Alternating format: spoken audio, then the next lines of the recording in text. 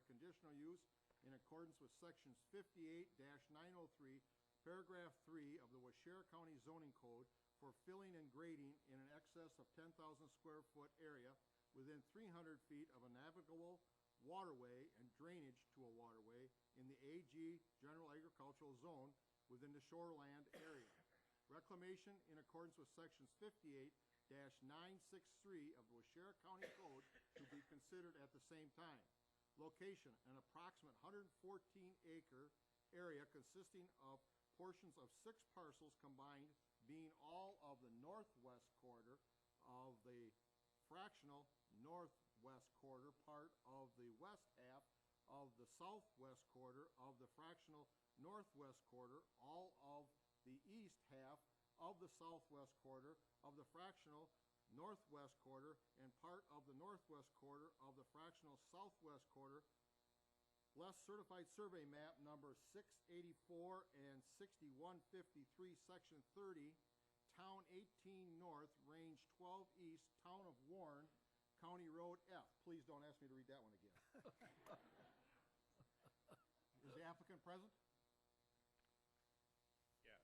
Good evening. Would you state your name for the record, please? State your name for the record. Leos J. Sauter. The Can you tell- property's in Warren Township, as he described in the description, is right. Can you tell us a little bit what you're going to do? We were out there before, but can you... Yeah, we went through it before. We started out digging a pond. It turned into mining cow sand. And at that time, there was no problem with the navigable assumed ditches, or my dug ditches to the town drainage ditch. We dug another pond, and at that time we had about a few months ago we went through this same variance. And now we filed for a permit for 4 larger ponds in the same area, which is expanding our mining operation for next year for more cow sand, what the demand is there. So that's why I'm here, and I guess you got any other questions you can ask me. Yeah, the committee has a few questions that they'd want to ask you, Leo. Committee questions, please? Bob? Yeah, some of these might be repetitious from last time, Leo, but we got to go through the procedure. Has there been a recent survey, and do you know where the lot lines exactly are? Definitely. Okay. Kind of told us what you were going to do already. What equipment will be used out there? We've got end loaders to load the sand after it's mined, and we mine it with backhoe, high hose, and haul trucks, haul it to a screen plant, then it goes on a pile with a conveyor, then it's hauled as needed by the customers of ours. Okay, will there be any crushing or washing of these materials? Not at the present time. Okay, if you would, how would the wastewater be disposed of? Well, that would have to be determined at the time. I think you got to put it in a pond. I don't know the details of that, but we're not planning that at the present time. Okay, how long do you expect this operation to last? As long as there's business out there, it could last 5-10 years. What is do you know what the maximum depth of the excavation and the resulting ponds will be? One of the present ponds is probably 20+ feet deep in that area. As long as we got more permits now, that probably won't be that deep. Probably our basic depth will be 12 to 14, which would be the best depth for a lake, and we can get more acreage at that time. Okay. Pardon me, Bob. Terry, do you have something? Well, how long would this particular permit last based on how much sand you're selling? Do you know what I'm saying? Well, we got to renew obviously the bond you needed every more year. right away, I mean, we have no idea how it's going to last, so we just got to keep renewing the bond, I understand, every year. Right, but this, obviously you had a permit for one pond. And the second one. Right, and you're running out of material in a Right. pretty short period of time. Right. Based on that, how long would these extra 6 ponds or whatever last? Well, we've got probably 3 to 4 years at the present rate. As much as being hauled out. Yeah. Yep. Okay, will these ponds have a safe slope for egress should case somebody falls into them? In order to get our permits, we had to design them correctly and with the, whatever's required. What sort of traffic do you anticipate from this, Leo? The size and number of trucks, coming and going there on a daily or Well, weekly basis? Yes, between 30 and 40 quads a week. A week? Okay. And you will use the existing driveway where we went in there and looked? Correct. Are there any issues with dust in spring and summer? And do you have some way to deal with that if it becomes a problem? Yes, we got water there, we can wet it down. It's pretty good gravel we got, and we haven't had no problem. There's woods on both sides. There's no people living within the immediate distance without woods on both sides, basically. Okay, it says on my questions here, you have filed a reclamation permit or plan on how you will be closing this site. Can you give us a little idea how you're gonna do this? Well, as the ponds are dug, we're going to slope them and put the proper amount of black dirt back and seed it down based on a reclamation plan. Are you saving enough black dirt to Oh, be yeah, able to do that? there's way over too much. We got stockpiles of 10,000 yards presently. Okay, after this is all said and done and you've got the sand all out or cows quit getting dirty or whatever, what will the land be used for after the site is closed and you've Well, right now reclaimed it's the just a recreation hunting land, but it could turn into, we may have an idea of putting the campgrounds in or residential lots or whatever, you know, I but think. not right at this time? Not at this time, but we're preparing to move forward. If someone changes their mind, it's operable to do that.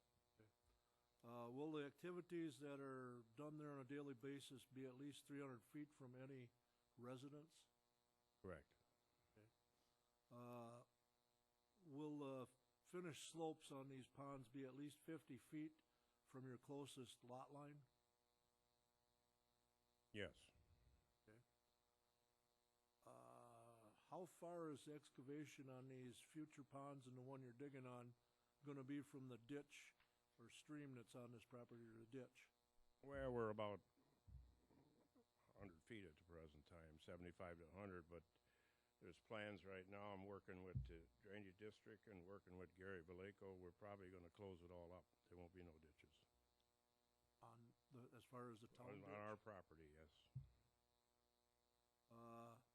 Did you install the ditch crossing that we observed and do the excavating, use the best management practices to protect the groundwater and the water resources? As far as we know. Have you talked to the DNR and do you need any more permits from them for what you're doing? Our surveyor's working with him now. He's drawn some sketches. I believe he's got them to her already. Okay, how about a stormwater permit? That's what he's working with. And then the other permits, if there are any, you're gonna apply for them and get them. Are you aware of the financial surety requirements? Yes. And you have already started to excavate in the area where the excavator was sitting, is that correct? Yes. Okay, that's all I have at this time, Mr. Chairman. Any other questions, Russell, Mike, or Fred? Nope. Gary? Yes. I knew you would have one. You said that it had been surveyed. Have you surveyed in the properties that aren't currently under your ownership? And are you Right. working to get All they gotta those? be done is, he's been too busy to surveyor. They gotta get it recorded. Okay, and then Then- you'll make sure that that all gets into your name? You're gonna be the Yep. sole owner? Okay, It'll be in $1,000 enterprise. okay. Nope, I think that's it. Okay, thank you, Leo. I'm excused then. Thank you. Correspondence? No correspondence and no one registered. Nobody registered in favor or opposition? Staff comments? For the record, the committee has previously been furnished with a copy of the site plan and any other pertinent data for this and the other application that they will be considering tonight. And at this time, I'd like to explain a little bit about conditional use permits. All defined zones have uses that are permitted outright, such as building a home in the residential zone or having a barn and farm animals in the agricultural zone. In addition, there are uses that may be permitted provided certain conditions are met. And that's what we're looking at here and in the other application that the committee is considering. It's a use that may be permitted provided that certain parameters can be complied with, so the use remains in keeping with the surrounding uses and area. Some examples of these are a dog kennel, the unoccupied storage of a travel trailer on vacant property, non-metallic mining, or a home-based business in our rural areas. In some counties, these permits are called special exception permits. It is the landowner's responsibility to provide the information that shows the committee this use is still in keeping with the zone and area it is proposed for, and that the conditions placed on it will ensure it will be a good neighbor to the surrounding landowners. When the committee visited the property, they noted that it appears that the applicant has started digging in some areas already outside of the original approval, that if all codes, including erosion control and stormwater measures, are followed, the wetlands and navigable ditches should be protected, and that the topsoil must be protected and saved to ensure proper reclamation. It appeared to the committee that you had dug into a topsoil pile, and it was kind of open and raw with a steep slope, so that should be addressed. When you stockpile topsoil, it should be, seeded down and prevented from being eroded. Once the operation has all of its permits and all provisions of the issued permits are followed, it should not be an issue. But I do have to say that continuing to work without permits and out of compliance with standard best management practices is not condoned by the zoning office or the committee. I do feel the need to advise Mr. Sauter and his workers that they should be sure to obtain permits prior to expanding this operation into other areas on this parcel or starting an operation on any other parcel. It is also apparent to me that a survey should be required so that the boundaries of the operation are clearly marked and all setbacks can be adhered to. All applicable permits must be obtained, including any required by the DNR for both this and the previous application that was approved. And they may require some to close off the ditches too. I really don't know. You should probably check with DNR if you're planning on doing that. And finally, if Mr. Sauter or his workers do not know what best management practices should be followed, they should become educated in these matters and then follow those practices while mining to ensure both public safety and environmental protection. That's it for my comments. Is there anything you'd like to add, Leo? Thank you. Okay, that concludes the first application. The next conditional use application, Arliss and Julie Sorensen, Wild Rose, Wisconsin. Patrick J. Deist, landowner, has made application for a conditional use in accordance with sections 58-664, paragraph 2, paragraph 6, and paragraph 9 of the Waushara County zoning code to establish an auto, truck, and agricultural equipment repair, sales, and towing business. Utilizing an existing 50 by 103 building as a mechanic shop and a 14 by 7 foot portion of an existing 68 by 80 pole barn building as the office, remaining portions of the pole building to house permitted uses, including a church sanctuary, waiting area, and other professional business offices in a C-G general commercial zone. Location, an approximate 4.894 acre parcel of land known as Lot 2 of Certified Survey Map number 3712, being part of the southeast quarter of the southeast quarter, Section 12, Town 20 North, Range 10 East, Town of Wild Rose, fire number N6531, State Road 22. This one was much easier to read. Is the applicant present? Would you come forward, please?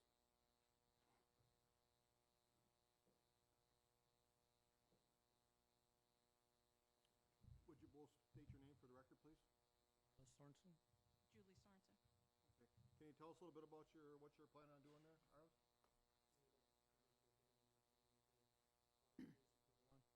Can you please speak into the microphone? Because Son wants to have a mechanic shop in that north building.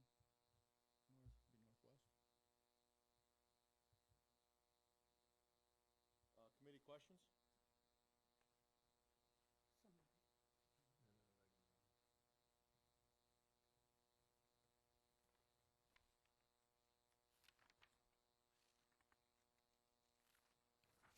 Okay, Okay, some of these may seem not necessary, but we have to go through the procedure.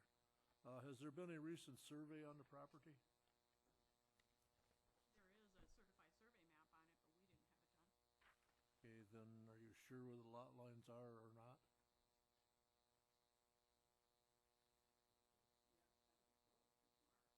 Okay. You know where the those pins are? markings are, or where all those, where the stakes are marking the property lines and that? Okay. Omar said it was there, so that's what we assumed was right. Yeah, Okay. get it marked. Okay, you kinda said your son wanted to start a repair business and then an office space for the same business or another business, or, The office space would be for that business and the other businesses listed, including Sorensen's Jackson County and Sorensen's Construction and the church. and a church? Okay. Will there be any employees outside of the immediate family in the business? Well, I already have employees, and my son will be hiring employees. So how many are you talking about? They're looking at 3, and I already have 3. But his Six. employees his employees aren't at They don't the work site. there. My employees are on site. Okay, on this site, we're looking at how many? 3, 4. 3 or 4? Okay. What sort of traffic will you expect, and where will the parking be for the business there? Would be to the south of the buildings, so it'd be in front of the doors to the building. Towards Yeah. county, Probably 25 to 50 a day, something like that. towards county highway? County P? Okay, So of those 25 to 50 a day, are they all for the mechanics business? Are there, During the week, they would be. On Sunday, they'd be for the church. okay. But they could be during tax season, they could be for For tax, taxes. Right. So, do you, Giving a guesstimate, you know, it's right. it's hard to So, really- so maybe you want to break it down. How many do you think there's going to be for the mechanics shop?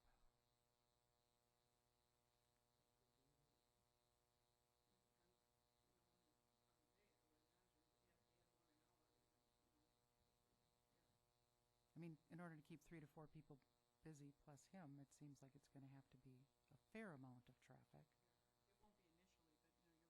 It won't be initially, but, you know, you're looking at on the road. Okay. Okay, are you planning an advertising sign, or a sign for each business? Yeah, one on 22 and one on P. You're not gonna have one sign with everything listed on it then? 2 signs with everything on it. 2 signs. Because of the property on the corner, that we own with somebody else, we're gonna have 2 driveways coming in, so we have to have a sign on each driveway. But you plan on having one sign that lists everything on it? One sign on each driveway. that Right, lists everything. but Just But one the sign sign- with, you're not going to have 4 signs saying this is a church and this is the Sorensen. That's what we're trying to ask. Two and one on Yeah. P. that's what I was getting at, I guess I didn't. Are you aware of the state building codes and other state requirements, and will they all be met? We are aware that there are codes, I don't know, but we will take care of meeting them all, and we will have permits for everything we do. Okay. What sort of sanitary facilities are you planning for if you're gonna have a church there and other things, church meeting and that, what? 2 bathrooms in the building, and we'll also have the septic out back, which, there's an estimate in there from Rockwood for doing that. Okay.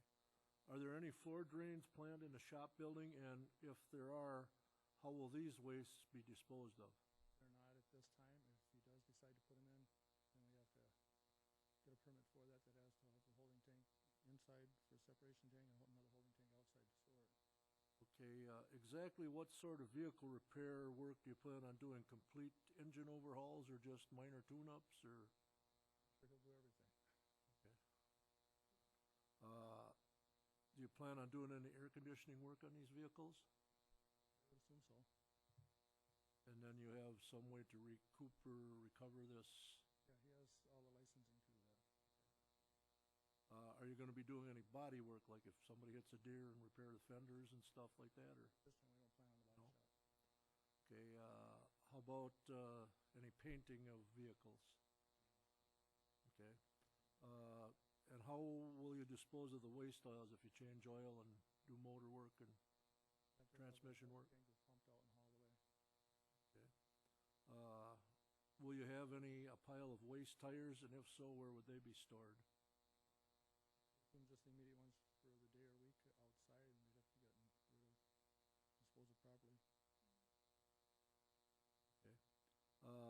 will there be any outside storage of parts or supplies like transmissions, motors,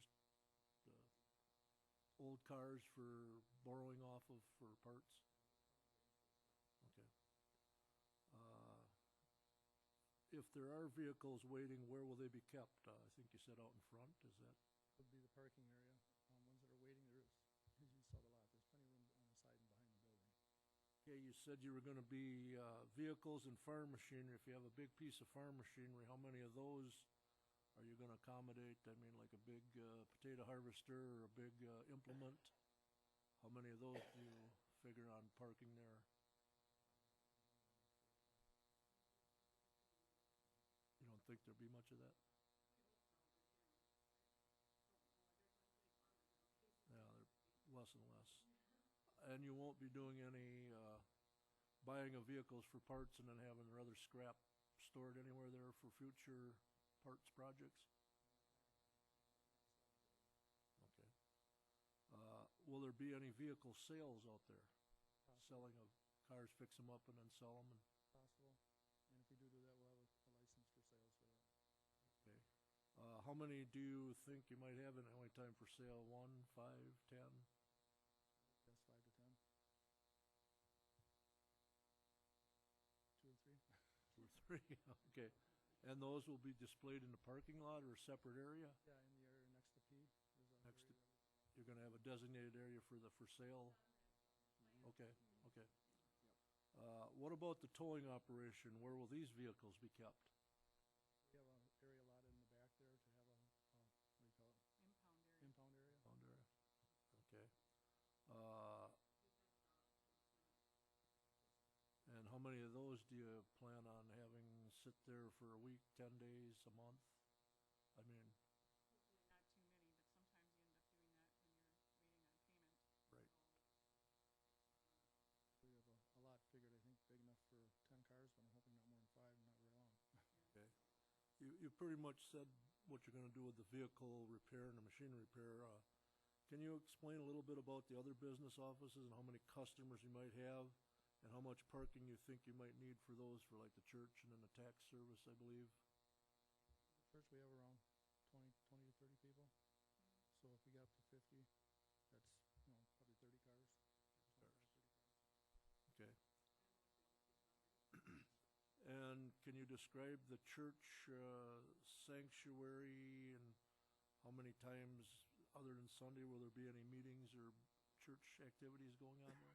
Yeah, at this time we aren't doing anything but Sunday mornings, but we rent at this point, so I don't know if we'll, I think it'd be more special events. I really don't see us doing a regular service, Oh. like during the week, but if they wanted to do like a movie night or something like that, that probably might happen. Will the church have a gathering space and a kitchen for events and social or fundraising get-togethers?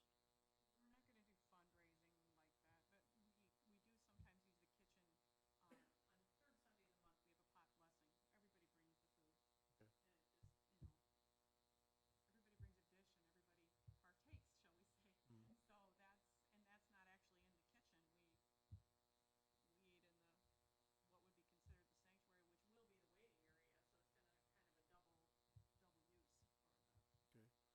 Are you aware of commercial kitchen requirements if you plan on a kitchen facility? Yeah, but we're not planning on that, so. Okay. It's just gonna be a lunchroom for the most part for the employees. Okay.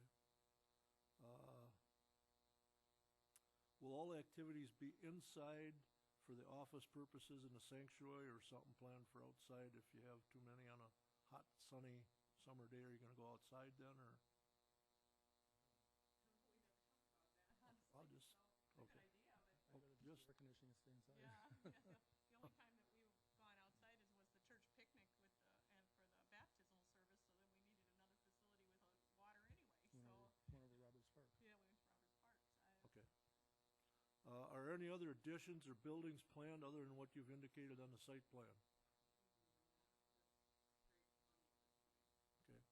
Are you planning on using both existing driveways and are you planning on any changes to those driveways? You did say you were gonna use both. Driveways where they're at now. The one on 22 comes in by the house. We're gonna extend that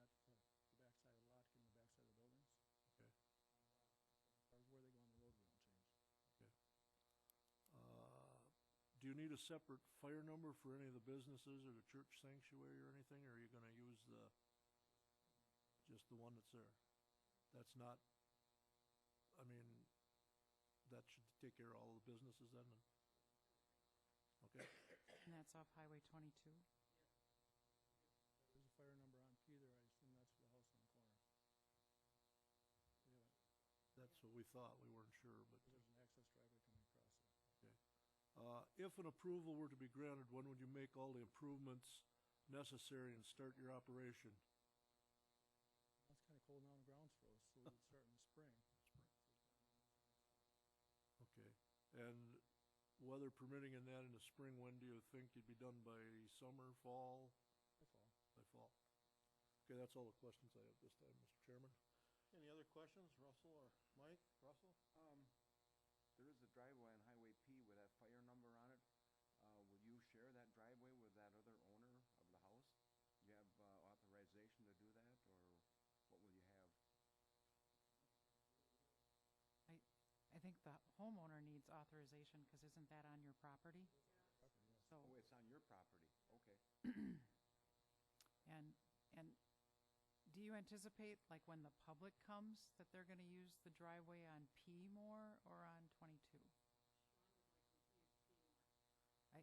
I would highly recommend that you have another fire number there then, because if you tell people it's at whatever it is, Highway 22, they're gonna come to that driveway.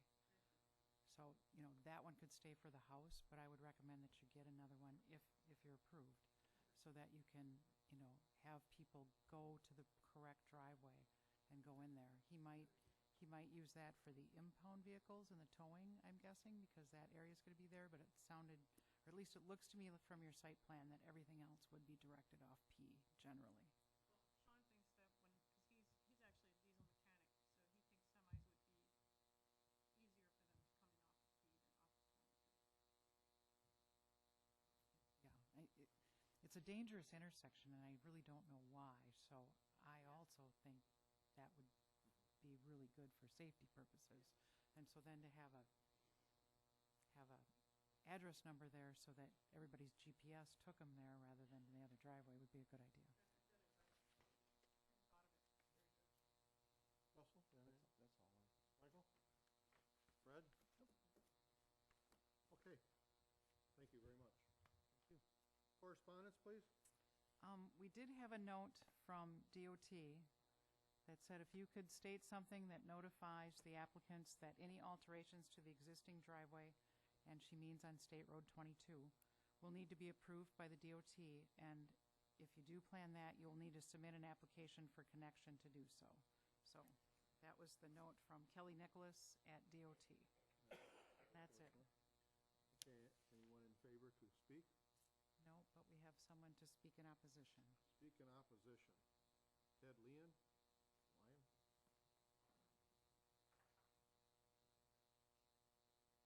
Would you speak into the microphone and state your name for the record, Ted?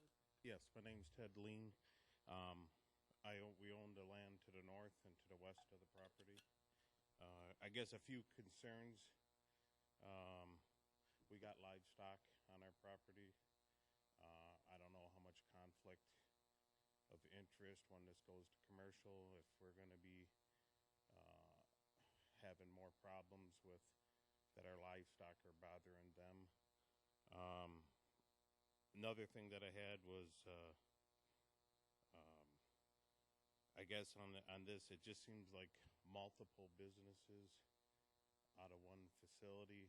It just, I guess the direction is just seems like quite a few businesses coming out of one unit. And I guess a lot of concern is the people traffic. I mean, we got the property there. If something happens, I know it's our livestock, but if they ever get out, we're putting ourselves more at risk. Then I guess we'd probably have to enforce, if you guys do this, that I'd have to enforce the state fencing law, that would have to have the property, we both put up fence to keep their people on their stuff, because it sounds like, I know there's gonna be kids, if we're doing farm work, growing corn and stuff. I just don't want to find out that we got stuff in the cornfield if there's, kids around there. And And I guess the other question I had, and I wanted to verify this, if you guys did approve this, would this property be taxed as a business or as a church? Because I believe, if I'm right, maybe I'm going to say what I think I know. Most churches are not taxed. Okay. So I guess for the community-wise, if we're going to approve a business and you guys are not going to receive taxes for Waushara County, I think we're putting too much stuff in one place. That's my opinion. I'd like to explain a little bit. We have to back up just a little bit. The Okay. property is already zoned commercial, Okay. so we're not looking at a zone change. Okay. It's already zoned commercial. And the church, the tax office, and what's the other thing? Towing. And repair. the construction business are all permitted. Okay. They're really not before this committee. Okay. The conditional use in the commercial zone is the towing, the truck, farm machinery, auto repair. It's that portion of the business. Okay.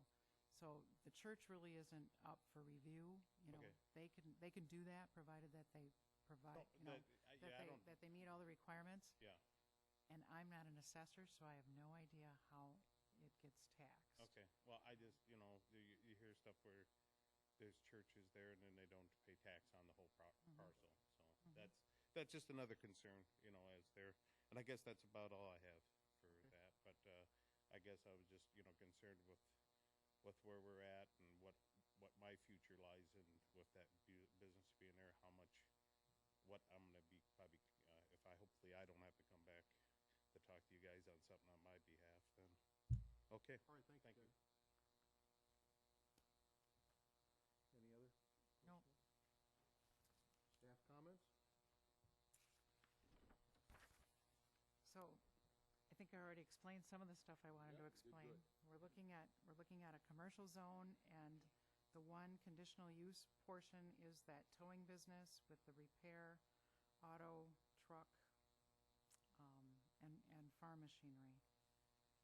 When the committee visited the property, they noted that separate address numbers may be necessary with so many businesses at one location, and for the reason that I stated earlier. That areas for vehicles waiting to be serviced, picked up, or towed could be fenced in and limited in size to ensure aesthetics and any detriment to the neighboring land uses or even the other proposals on this parcel. I guess when I thought about a church and maybe you would have Vacation Bible School and you'd have it outside and suddenly you have some vehicles just sitting around waiting to be serviced, it probably would be a really good idea to fence all of that in so that they aren't an attractive nuisance, let's say. So that was something that we had discussed and talked about. And certainly all businesses must meet state and other requirements. There are state building codes anytime that someone comes in from the public. Churches have to meet those same commercial codes. Your shop is going to have codes that it's going to need to meet because of all of the oil and everything else that's going to be there. So you just need to meet all of those. And that's pretty much for the observations and my comments. Okay, is there anything that the applicant would like to add? Oh, they need to come up to the...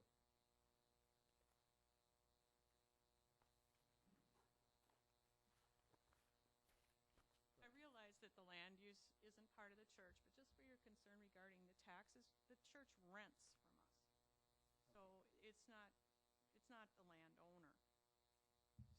it won't affect the taxes at all. Okay. Thank you. Okay, that concludes the planning and zoning hearing. The Board of Adjustments will meet right here next. We will be conducting our business meeting in room 263, just outside the doors. You're all welcome to attend.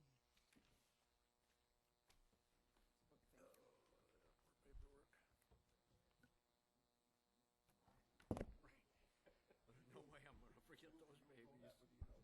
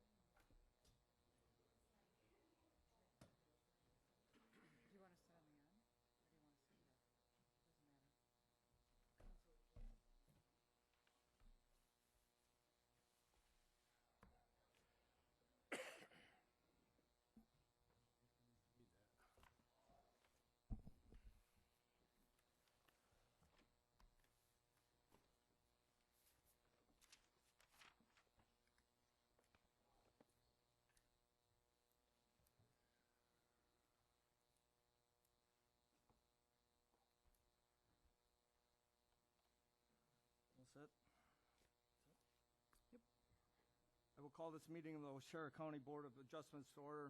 This meeting will be conducted in the same manner as the applications heard by the Planning and Zoning Committee. Please remember to keep your comments brief, no more than 5 minutes, and relative to the matter at hand. Anyone other than the applicant or the representative wishing to speak at this hearing must have registered. Anyone who has not should do so immediately and submit the registration slip to the zoning administrator. The committee has looked at all of the properties, and the record will reflect these observations. Following the public hearing, the board will conduct their monthly business meeting, at which time we will vote on the applications. You may stay and hear how the applications are decided, or you may leave following the public hearing. Any person affected by an administrative decision of this committee has 10 days from the filing of tonight's decision to file an appeal. Such appeals are heard by the Waushara County Circuit Court. Information on appeals is available from the Clerk of Court's office and qualified legal counsel.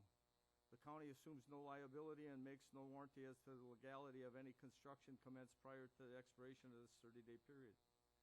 I'll now introduce the committee. I'm Kevin Fitzgerald, Larry Tim, Mark Schumacher, John Shirk, and Dave Williams.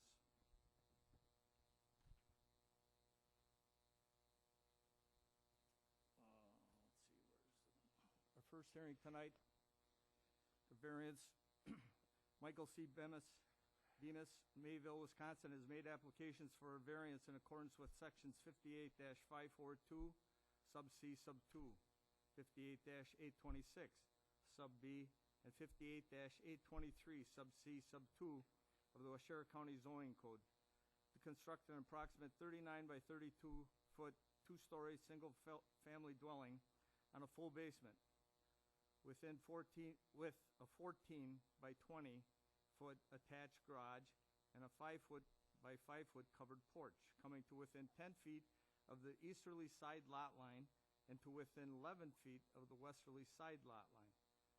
A 15-foot setback required.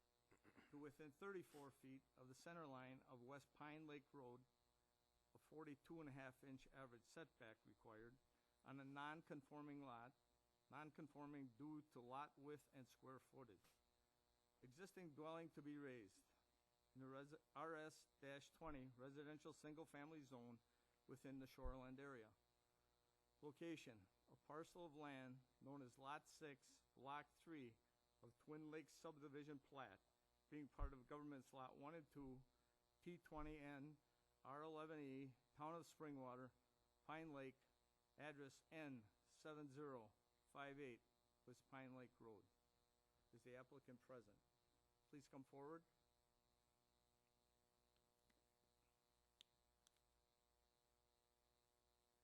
Good evening. Good evening. State your name. Mike Bemis. Mike, you want to tell us a little bit about what you want to do? Well, we bought the property 5 years ago, and it's just a 3-season. We want to retire and build a retirement home there, and that has to be year-round. So what we're doing is raising the house that's there, because like I said, it's only 3-season. And then we'll build a little larger house and retire.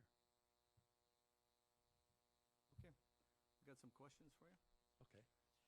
Has there been a recent survey? Yes. Of the lot lines? Yes. Have you talked to the neighbors in town about this? I talked with some of the neighbors. On the one side, the house was owned by a father with 8 kids, or maybe 6. But so every week in the summer, there's a different family there. But a lot of the neighbors I've talked to. What type of foundation will this be on? It'll be on a poured basement. How far above the existing grade will the first floor elevation be? And how much filling and grading will be done? I don't believe there should be much filling and grading because it's going to be flat. And you were out there, where the house will be is flat. What will the finished height of the house be? I don't recall. It's a 2-story. Two-story? Will the bottom story be about at grade level Yes. or about? The plan is about grade level, so there'll be no steps up. How are you going to deal with the erosion and stormwater runoff? If we get the approval of the zoning, I understand that then we have to apply for the runoff. and maybe put in there were several options. One would be like a rain garden and those kind of things, but we weren't sure of that yet. Okay. Any other improvements on the plan on that property? No. Will all other setbacks be met? Yes. What about the septic system? We have a new septic system that we put in. Unfortunately, we had to put that in last year, so it's new and ready to go. And that septic system was put in for how many bedrooms? That was for a 3-bedroom home.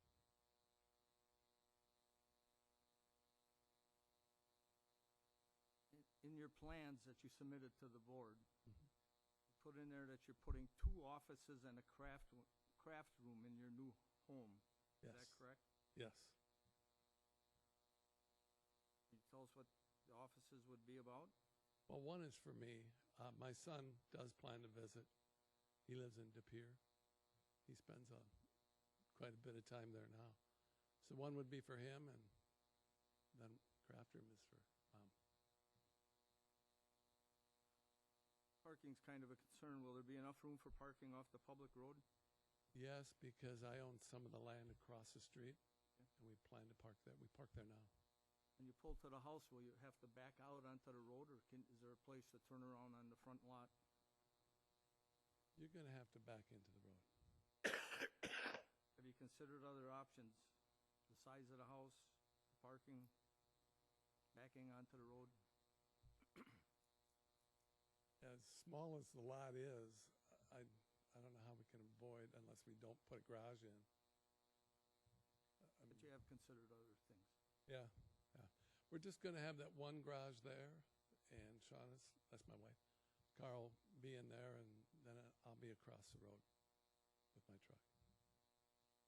Is there a way you could meet the road average and still construct a suitable home? I think it would be smaller, and there would be no garage.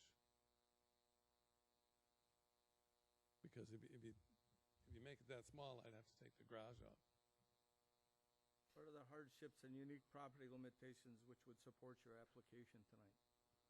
The biggest thing is it's, like you said, a non-conforming lot, and it was set up years ago, so it's very narrow. And the hill that goes down to the lake limits how far, well, you can only go so far to the lake anyway, so I guess that's not a factor. And where the road, it's a small lot. You know what permits you'll need? After it gets zoned, then we go to the building inspector, and then we work with the DOT. After we get the variance, I guess is, so we have to do a step at a time. If this board would grant your variance, when would you start?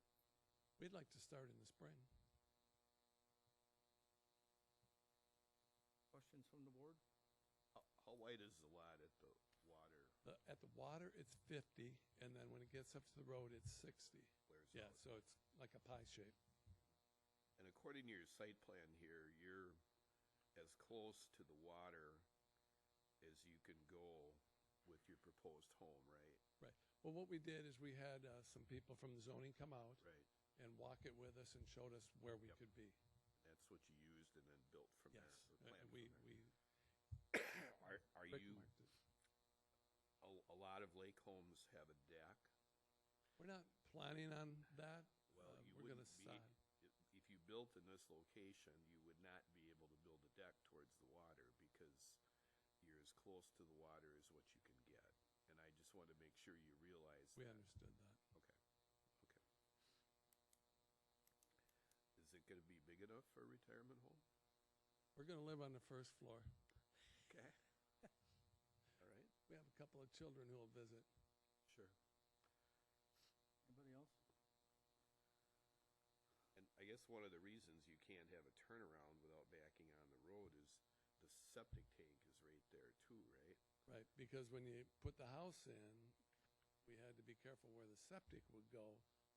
Well, you guys know better than I do because of all the regulations about And how I- far everything I is. think I remember the well is down by the water, isn't it? It's more on the water side, Yeah, yes, right, yes. You think the septic holding tanks are by the house? Yes, Yeah. And then your drain field is under the road? right, it pumps under the road to the other side. Yep. Yes, But because of the tanks, you wouldn't be able to have a turnaround or parking there because they'd be in the way. correct. That's all I had. No, well, yeah. Do you know how far off the road right away this is? Because I know it's 34 feet to the center line of the road. at least I Right. think.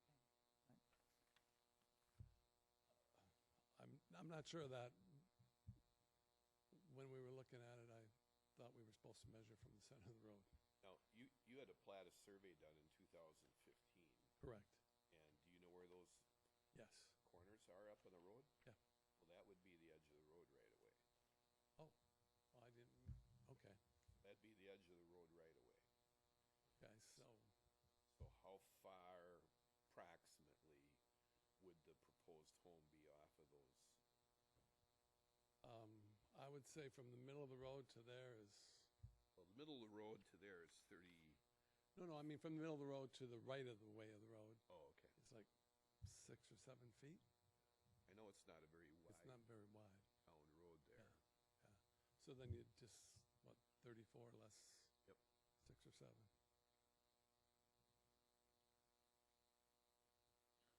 Correspondence? We have no correspondence. Larry, something? You have something? Okay. Correspondence. We have no correspondence. Anyone in favor? No, but we have someone to speak for information only. You can have a seat, Mike. Thank you. Mr. Jim Knoll?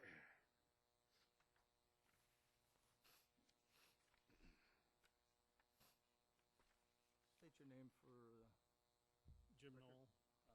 I'm one of the property owners to the east of him, east of their property. right, you border his property? We border his property. I own it with my brothers and sisters. I guess one of my concerns was the size when he went from the site plan, said 30 feet wide, they went to 32. I'm not gonna oppose it for that, but I guess that's up to you guys. My concern was the water. I'm more worried about where that water's gonna go. Because our lot sits a little bit lower than theirs, and when they run all that water, I'm wondering where it's gonna go. And I wanna know where the grade of the land is gonna be. I mean, if they put it up higher and it runs towards us, I guess that's what I'm worried about. Yeah, with the structure that's there now, is there any problem now with the water running that way? No. No, if they keep the grade of the land like it is, it should be fine. I guess if there's a way to keep it that way, but I didn't realize they have to put in something for stormwater, you're saying? And that might be able to take care of that issue, Okay. so we'll make a note of that. So I'm assuming that with a new house, they're gonna have a lot more gutters. The present house doesn't have that many, which will be a lot more water coming off those roofs. And we already have a little bit of problem when I get a heavy rain in our backyard, it'll puddle. Anything else? I guess that's it. Any questions for Mr. Knoll? Thank you. Thank you.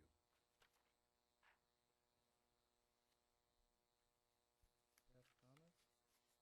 Sure. For the record, the board has previously been furnished with a copy of the site plan and any other pertinent data that was submitted for this and the other applications that they will be considering tonight. They also visited all the properties and viewed the proposals on site so they could, actually see the property. I'd like to explain a little bit about variances now. Variances ask for a relaxation of a dimensional standard in the code. The decision to grant a variance must be backed by substantive reasons, which include, 1, that the code is unnecessarily burdensome and that the landowner is not able to enact a permitted use without a relaxation of that dimensional standard. 2, there are unique limitations on the property that prevent the landowner from meeting the required dimensional standard. And 3, if the variance is granted, no harm will be done to the public interest or the zoning code. It is the applicant's responsibility to present the case and provide that burden of proof as to why the variance should be granted. personal situation of the applicant, financial hardship, convenience, a growing family, or nearby violations cannot be considered as valid reasons to grant a variance. When the board visited the property, they noted that there was a small, new-looking shed by the water that may be non-conforming. I do know that Rick had talked to Mr. Bemis about that, and I think we can address that issue. Anything close to the water is a boathouse, or it needs to be considered a boathouse and has to meet those requirements, even if it doesn't meet the size requirements to get a permit. So I think that's an issue that the board noted that can be easily addressed, even if it has to be moved or something to meet the setbacks. So we can take care of that.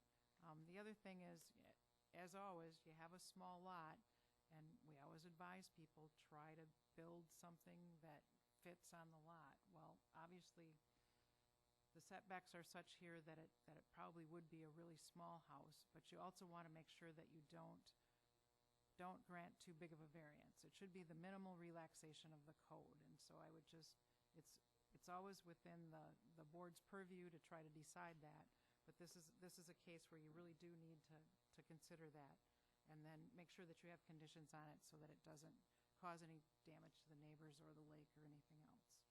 So that's it for my comments. Mike, any rebuttal? Anything else?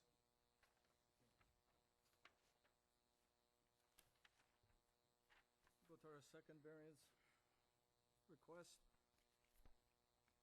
Todd M. Provo, Milwaukee, Wisconsin, has made the application for a variance in accordance with sections 58-452, sub C, sub 2, and 58-826, sub B of the Waushara County zoning code to construct a 20-foot by 36-foot one-story addition with a 12-foot by 20-foot attached deck and a 6-foot by 10-foot covered porch to an existing single-family dwelling, and to excavate an exposed basement under dwelling and addition and repositioning the structure coming to within 19 feet of the easterly side lot line, excuse me, 20-foot setback required, and within 44 feet of the center line of South Gilbert Lake Road, 63-foot setback required in the AG General Agricultural Zone within the shoreline area.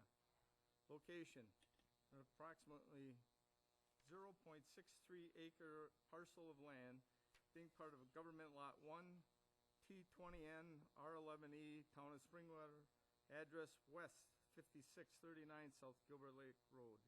Is the applicant present? Please come forward. Todd, state your name and speak into the mic, please. Todd Provo. Todd, tell us what you want to do. Well, I do have a 3-season cabin also, and we would like to move there and stay there. But in order to do that, we only really have a half bath. So we want to make it bigger. We want to make it year-round. We want to put an addition onto it, and we want to get it up in the air and get a full basement underneath it, so we have plenty of room for storage and everything that we want to do. Okay. We have some questions for you. Have you had a recent survey? I have not, but the neighbor's lot had sold, and they had it surveyed. You know where the lot lines are? I do. Talk to the neighbors in the town about this. I have. Neighbors on both sides and Yes, in the town. correct. When we were there, it looked like the house was on pillars. What type of foundation do you want to put in there? I would like to put in a poured wall basement. How far above the existing grade will the first floor elevation be, and how much filling and grading will be done?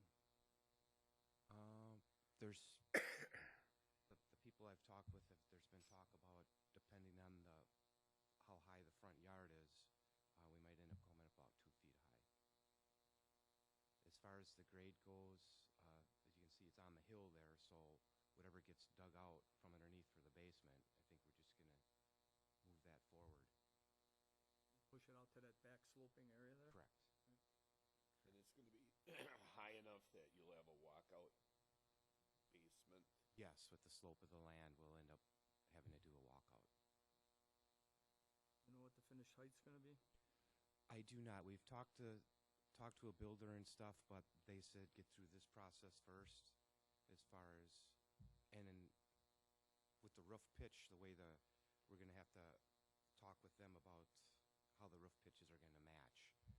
So, I'm not sure the exact height at this time. Much higher than what you have now? It would be a little bit higher because I want to put a little bit more of a peak on it, a little bit more of a pitch. Right. Right now, I'm only at about a 312 pitch. We're not talking 2 stories higher than what you are now. No, not at all. Are you gonna re-roof or do a new roof over the whole thing? Or are you No.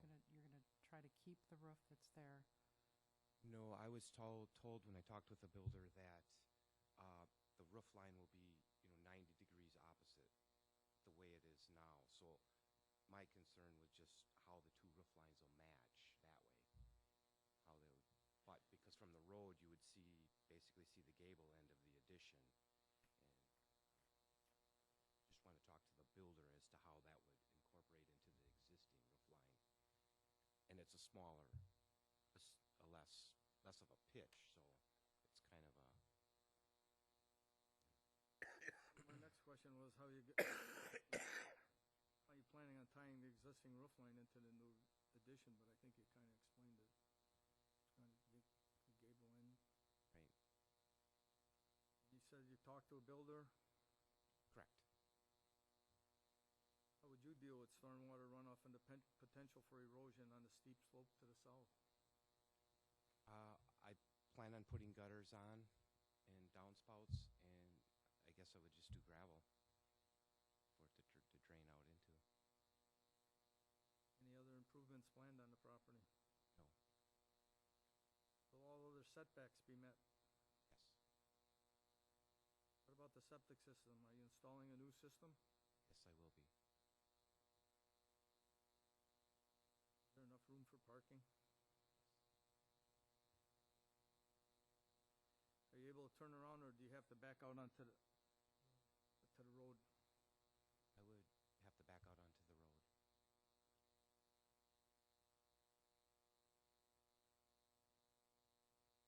Will you be having a walkway from the garage and deck to the new home? Do not plan to do that, no.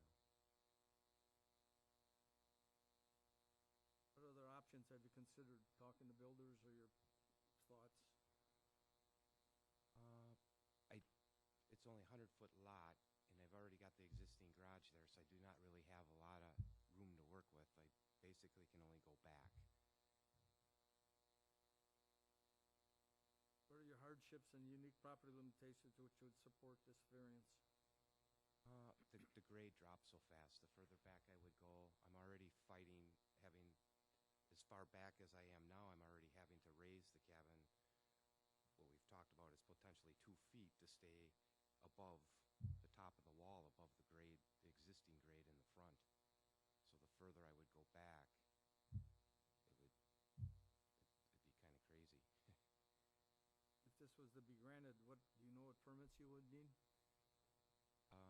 Well, that's why I'm working with the builders and everything, so I'm relying on them to help me out in that department. If it was granted, when would you start? We would like to start in spring. Can you explain how you're gonna move the cottage? I don't think you've provided any of that testimony, and that might help people understand a little bit better. My understanding is I've talked with someone about this and have them lined up to come out, but everybody's telling me apply for your variance, get your variance, and then we'll go from there. But my understanding is they'll jack it up and put it on beams, and then there's some type of skates that they'll put that on, and we plan to pivot it about. I'm sorry, that's really not what I meant. That you plan on moving it so it gets a little bit further away from the road and a little bit further away from the side lot line, because those are our 2 issues. Mhm. If you could, now that I just explained it, maybe you don't need to, but One corner's gonna be a pivot. Is that what we're gonna Correct. do here? Correct. One corner, we had built the garage in 2000, and we made that parallel with the road. Originally, when the cabin was built, there was a dirt road there, so the cabin was just kind of built, but then a paved road came through. So now this cabin was not parallel to the road. When we built the garage, we built the garage parallel to the road with intentions of potentially either rebuilding or working with this existing cabin. We've decided to work with the existing cabin because it's become sentimental to us. The person that built it has passed away. So what we would like to do is pivot it to make it parallel with the road and in line with the garage, the existing garage. And if we go from the corner that we picked, that would actually increase the setbacks, which is kind of in our favor, You'd probably hit the garage as you were coming back with you. Correct. That is another issue. Okay, talk into the mic one more time. Any questions?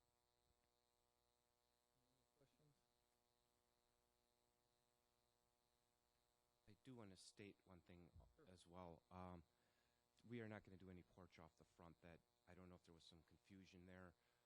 They had asked us about the size of the porch. Well, that's just the existing porch on the front. We don't plan on doing anything, any changes to the front. But the porch is gonna be moved with the house. Correct. That will pivot with. It'll be parallel to the road. It'll be parallel to the road then? Yes. John? Mark? Nothing? No, no. Correspondence? Yes, we have quite a bit of correspondence. You can have a seat if you Let's want. have a seat. Make the, We received a letter today from the town of Springwater, Waushara County zoning regarding Todd Provo variance request, and it says the town of Springwater has no objections to this request for variance. Signed, thank you, Everett Eckstein, Town of Springwater Chairman. Then the Todd Provo and Sandy Hassler provided a letter to their neighbors. I will read that, and then you'll understand, I think. Dear Gilbert Lake neighbors, after many years of driving from Milwaukee to come to the cabin at Gilbert Lake, we have decided to prepare to make it our permanent home. Since the cabin was only built as a small 3-season retreat, it never had a laundry, shower, or even closets, and only 2 tiny bedrooms. We hope to add a 20-foot addition off the back of the cabin to make it livable. After talking with the zoning committee, we found the cabin needed to be 63 feet from the center line of the road and 20 feet from the properties to the side of us. Sandy's dad built 51 years ago when there was only a small dirt road, and we lost front yard with the new blacktop road, which replaced it. This left us non-conforming. We do hope to pivot the cabin back a small distance to make it parallel to our garage and make it a bit more in compliance. We are applying for a variance with the Waushara County Board, hoping to get permission to do this. They recommend we talk to our neighbors ahead of time to make sure everyone is in agreement. So we're writing this letter to notify you of our plans and hope for your approval. It will benefit us when we go to the hearing to have this information. If you have concerns, the hearing will be at Waushara County Courthouse on Thursday, December 15th at 7 p.m. Feel free to attend. If you agree, would you sign this letter for us to give to the board and hopefully gain their approval for our project? If all goes well, we plan to begin building the addition in early spring. And that's signed sincerely, Todd Provo and Sandy Hassler. And then there was a place for the neighbor's signature and their address. And that was signed by, I have a copy for Larry, John and Susan Hand at W5621 South Gilbert Lake Road, Dolores Witkowski at N6310 maybe, Court, Andy Slane at W5665 South Gilbert Lake Road, Chris Wine at W5630 South Gilbert Lake Road, Paul Wisniewski at W5625 South Gilbert Lake Road, Kelly Boyer, W5733 South Gilbert Lake Road, Someone and Lauren Swakow.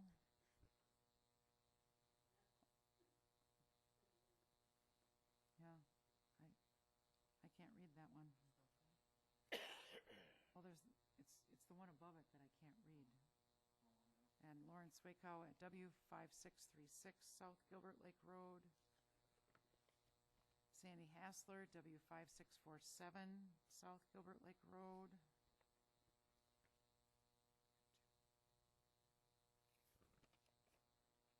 Thomas L. Port at W5655 South Gilbert Lake Road.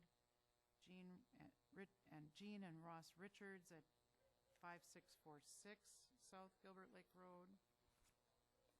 And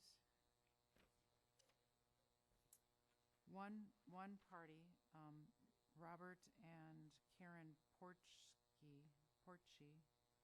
wrote this. Todd Sandy, we are in basic agreement with your plan to move the cabin back away from the road to be parallel with the garage. As such, we don't have any issues given the fact that you are moving the cabin back to gain on the compliance. Good luck. And then that's Robert and Karen, Portschy.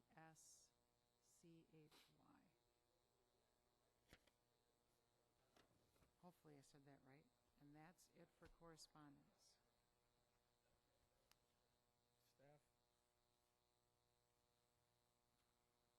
So we have another variance. This is a relaxation of the dimensional standards in the code. We're looking at a side lot line and a road setback. The applicant is still the one that needs to present their case.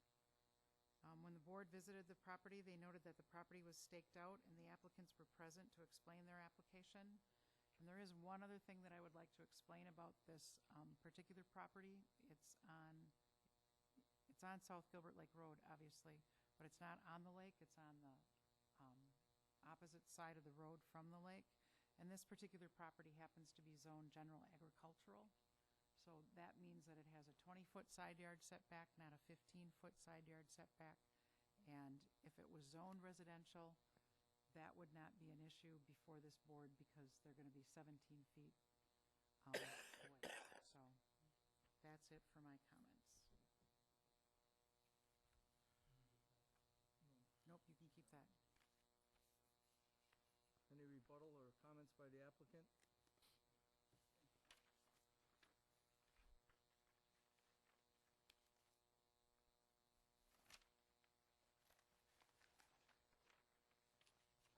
Go to the third variance request when Larry is ready.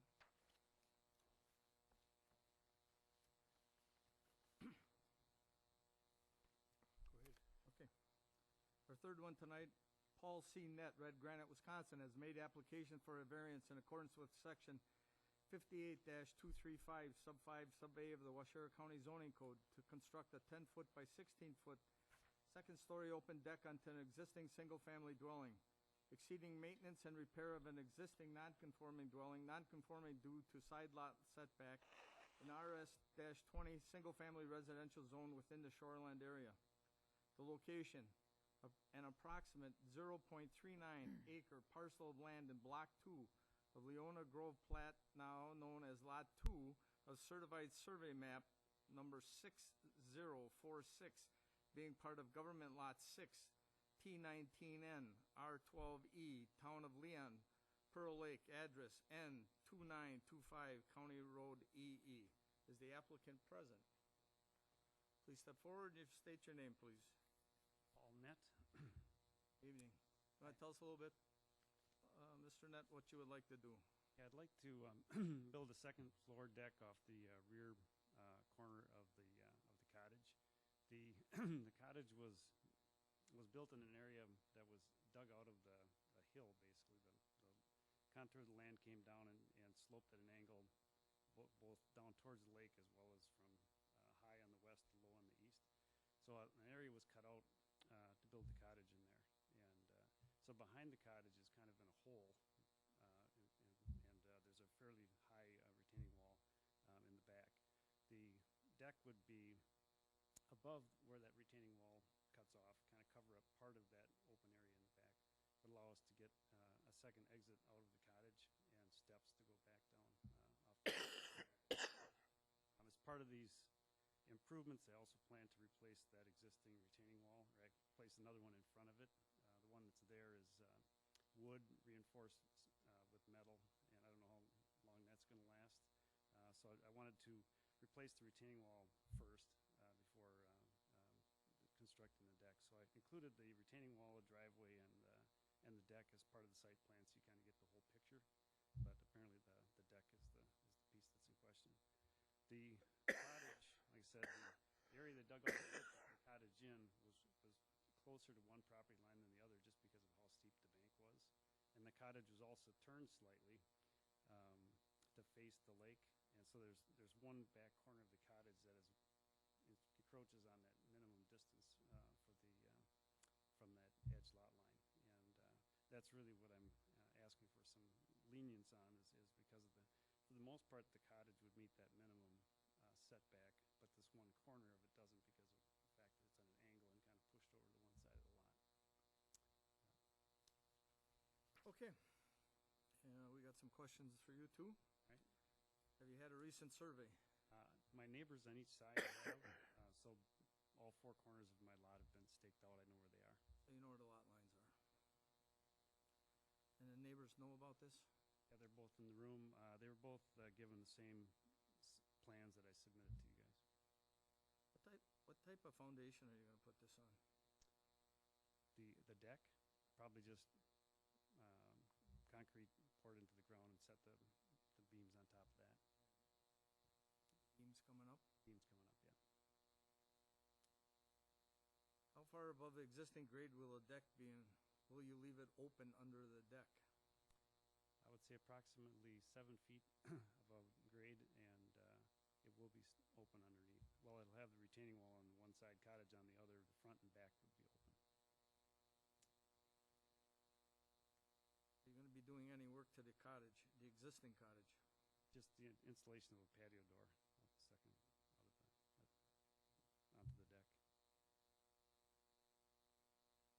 Will this involve structural alterations such as new headers or any changes to roof rafter, floor joists, or load-bearing walls? Don't expect any changes there.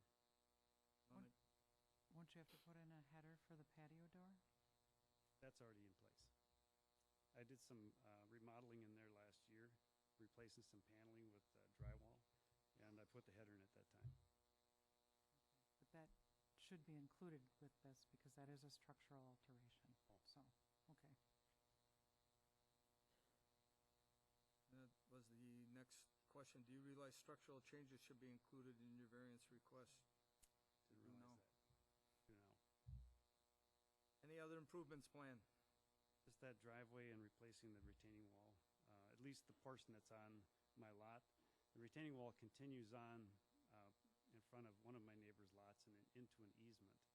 So I'm going to work with the neighbors and see if they want to just make one continuous replacement of that retaining wall. But for my plan, at least, it'll cover the components of it that's on my lot. Are you going to run into a problem if you try to replace part of it and they don't want to replace the other part? Well, it wouldn't affect my ability to hold this dirt back. So if they wanted to replace the wall with some other means, they could. Most likely, I'll work with my adjoining neighbor Nick here. He's the one that next to after retaining wall leaves my property, crosses his about a 10 or 12-foot area, and then it extends on into the easement. Hopefully, we kind of agree on what we construct it out of and how it's going to look, and have it be one continuous flow. Okay. All other setbacks will be met? Yes. What about the septic system? Do you have a new system there? It was just put in a month ago. And the sand point was also moved to be in compliance. And you're going to have a new driveway, right? Yep. Are there any issues with the easement property to the northeast? Oh, the easement itself. Any issues with it? I'm not sure what you're asking, I guess. You can use it? Yeah, we have access to use it.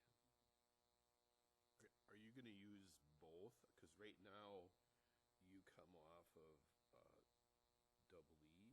Right. And when you put this new driveway in, are you going to have two accesses, or are you going to abandon? No, the driveway will be the access. The only access we would use the easement for would be like the other neighbors do, temporary things, in and out.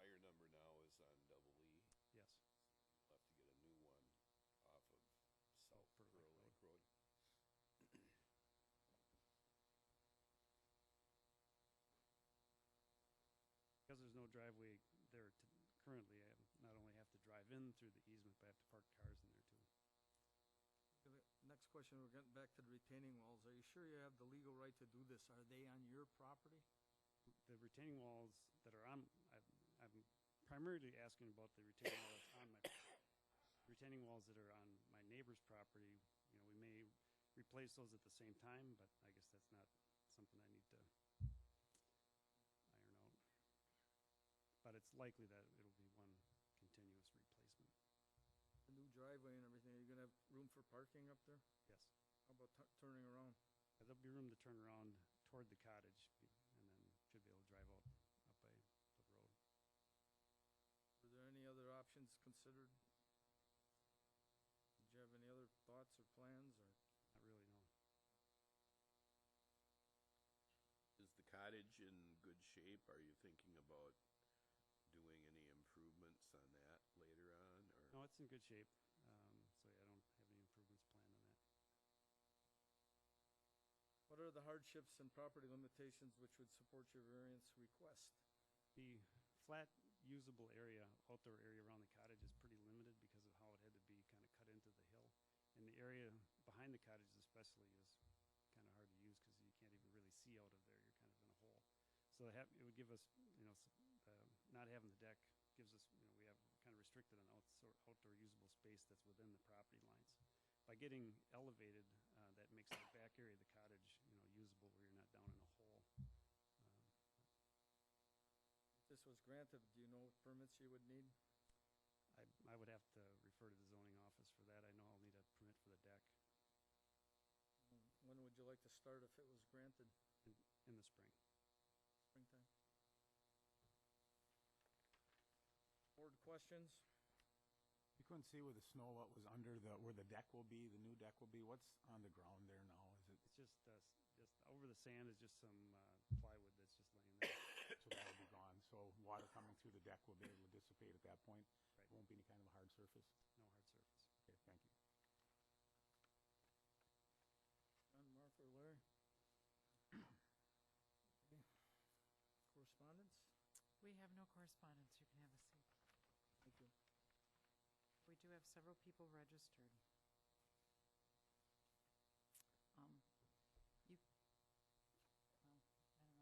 That one says it's in favor and in opposition, so maybe we'll take that one first. Mr. Nick Thomas?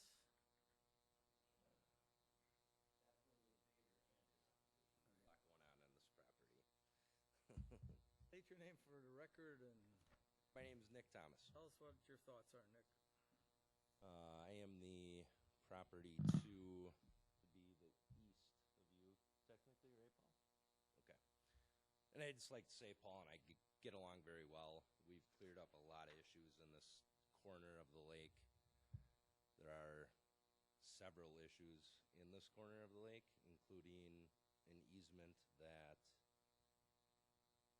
not only the 4 properties in this bordering area that touch the easement, but also in all of Block 2, which some of these people are present and I'm sure want to discuss.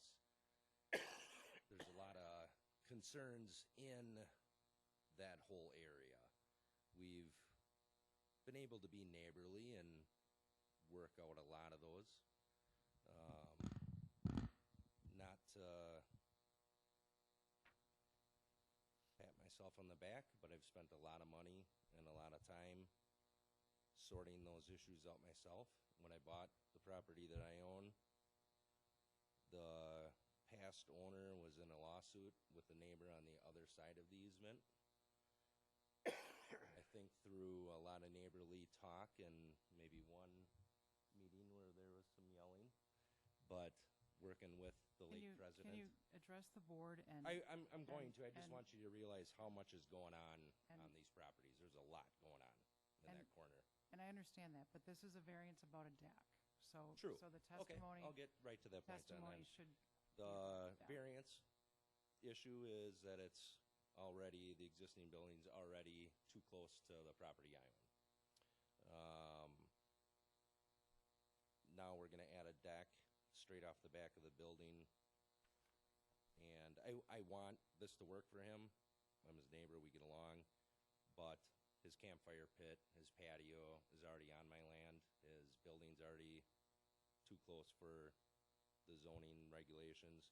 Now we're gonna add, if you look at the pictures, they're a little deceiving. If you look at a survey, which I just had a survey done at my cost, Roger, the other neighbors had one done at his cost.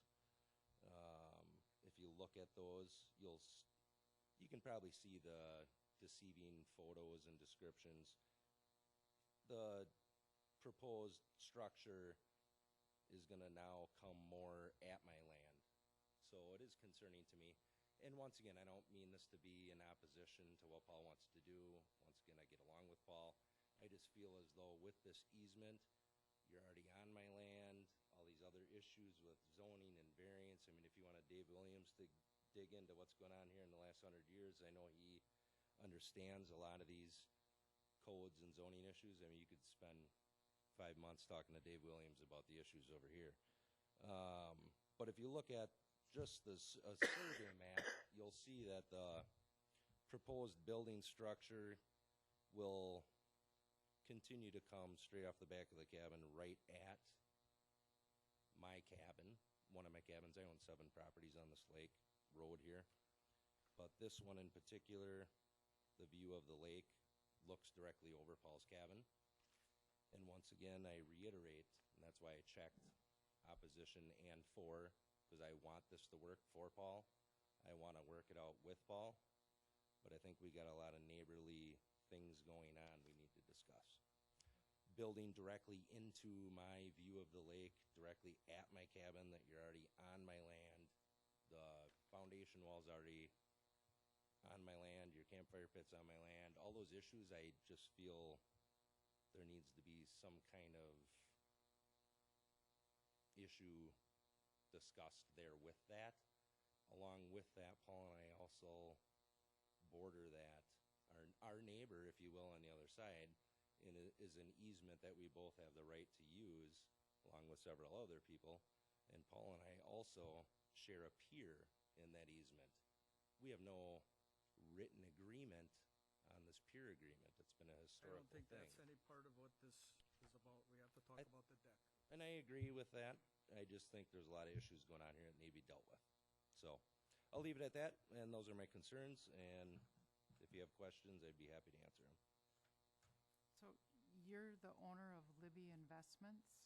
Correct. We own the property next to Paul and the one next to that, and then we own the option on the land next to that. And you say that this deck is going closer to your property?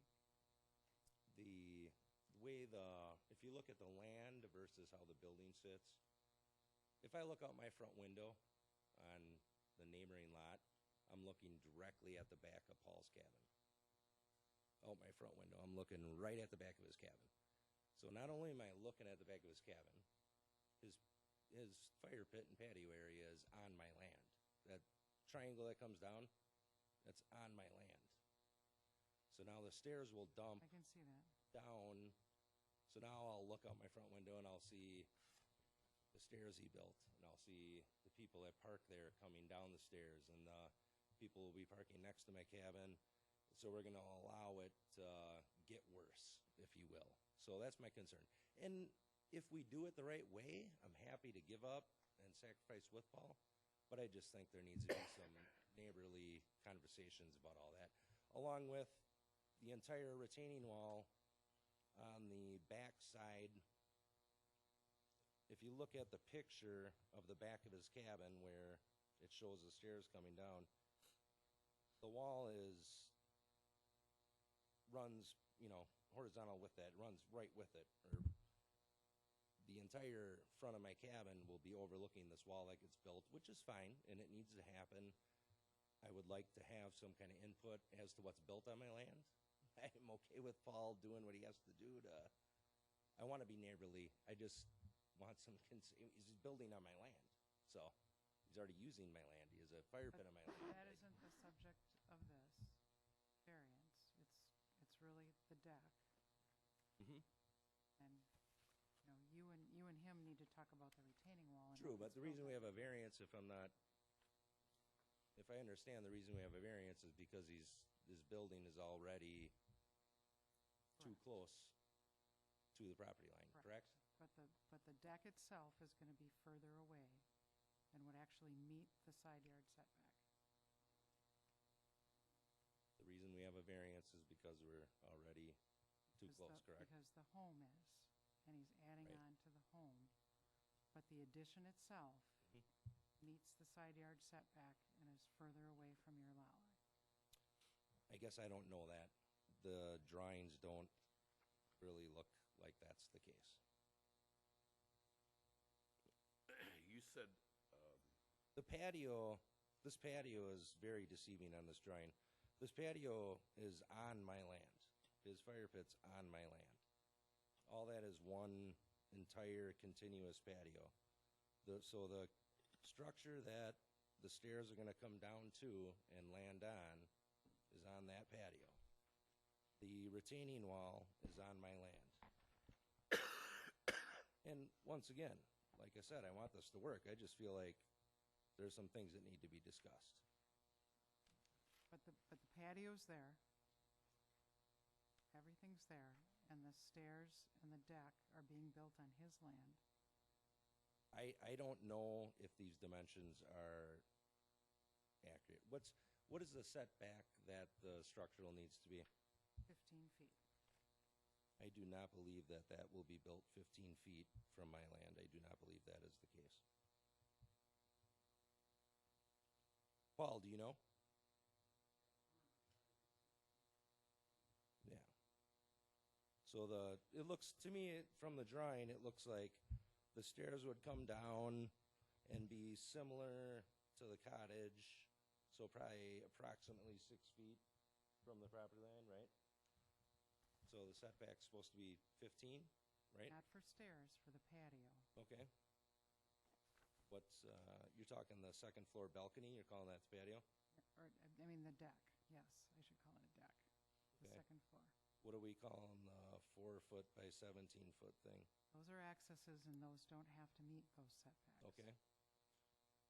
So the only concern with the 15-foot is the patio off the backside there. Correct. Okay.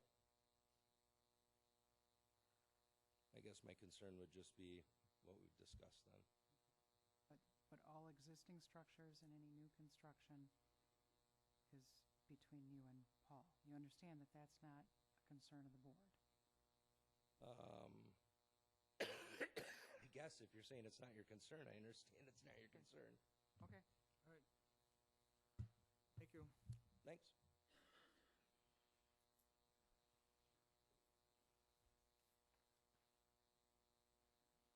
We have Chris Hess appear and speak for information only.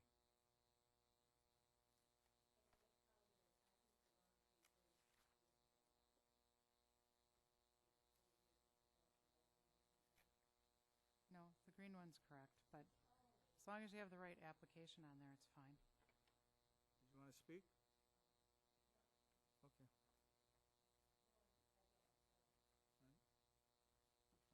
All right. Tammy Shire, appear and speak for information only. Speak your name, please, for the record, Tammy Shire. and your thoughts.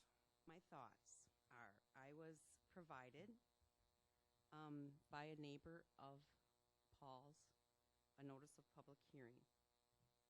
And it says on the bottom, in an effort has been made to notify neighbors of this application, and I guess I consider myself a neighbor, and I had to get it from someone else.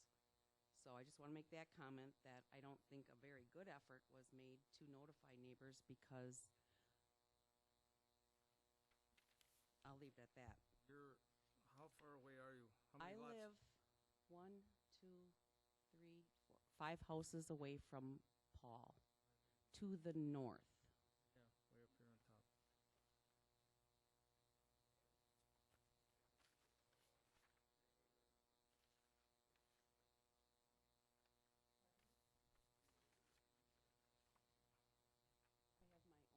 and I pay my own taxes. Talk to us, Yeah. please. Oh, Okay, sorry. Go You want ahead. to have a conversation? conversation, you're gonna have to step Yep. outside. I You need to apologize. address the board. Tammy, what do you want to say about it? What I'd like to say is that I'm not in opposition or in favor of Paul's variance. I was here mainly because I had concerns about what side of the home he was putting this deck on. And I've learned from sitting here tonight what side of the deck, or what side of the home he's putting his deck on. I'd also like to mention, you talked about addresses and how he was coming off of County Double E. I want to say in about 2007 or 2008, the address of that parcel was changed from South Pearl Lake Road to County Double E. So when you mentioned that he possibly needs to get a new address for South Pearl Lake Road, there was one already that was given to that. And I guess that's all I have. No opposition and no in favor. I was just here to find out what goes on at these meetings, and that was it. Thank you. You're welcome.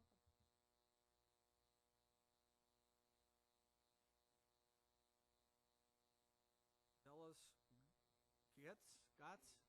Gates, come on up. State your name for the record and tell us your thoughts. I'm Dallas Gates. I'm right next to Tammy, so I'm quite a ways away from, probably 500 feet or so away from so I wouldn't have much bearing on the case, but I don't disagree or agree to have the deck built. Either way, it doesn't matter. I'm in favor of it if he wants to do it or not. I just wanted to hear where he was going to build it and everything else. I didn't understand it at the time, and I wanted just a clear picture of what was going on. Okay? That's Thank you it. for being here. Thank you.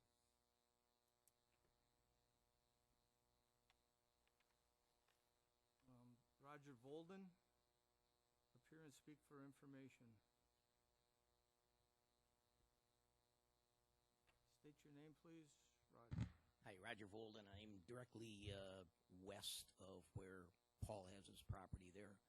And I guess I just wanted to make a couple of comments. I think it's a good idea what Paul's trying to get done. I do realize that Nick and Paul have a few potential property line areas that is potentially a problem. But I think the thing, if the driveway gets put in for Paul so that he can have access off South Pearl Lake Road, as you've heard, there's quite a bit of problem, so to speak, in that general area there.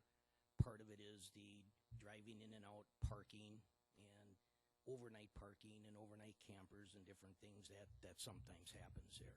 So if he can get that back deck off, get his driveway in, get that retaining wall fixed, because that retaining wall potentially could hurt my property, because if we have huge storms or anything and some of that comes from my property, that the sand would actually give out and would crush in my property, then I'm in trouble. So I think if he gets that done, it'd be a pretty good idea. So Thank you for your okay, input. thank you. Thank you.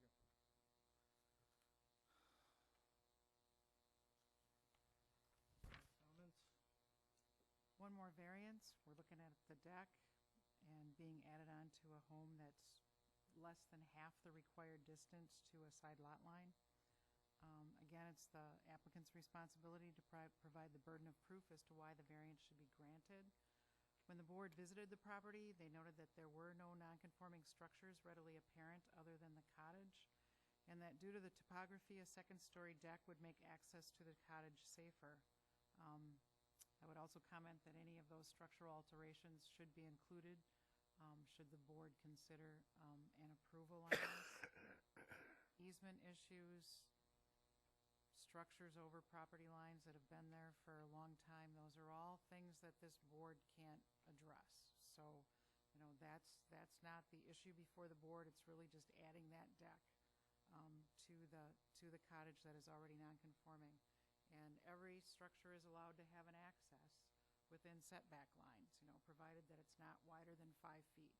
So some of these are 4, some of these are 5, but they're all permitted within within setback lines. And finally, I would like to address the notification. Legally, all we really have to do is put the notice in the paper and do some other legal notices. We do try to notify people within 300 feet of the property. We have a computer program that says, okay, draw a circle within 300 feet. And if your name doesn't come up, unfortunately, it would not be there. So that's probably what happened. It probably lied just outside of the 300-foot circle. So that's probably what happened there, and that's it for my comments. Paul, any rebuttal?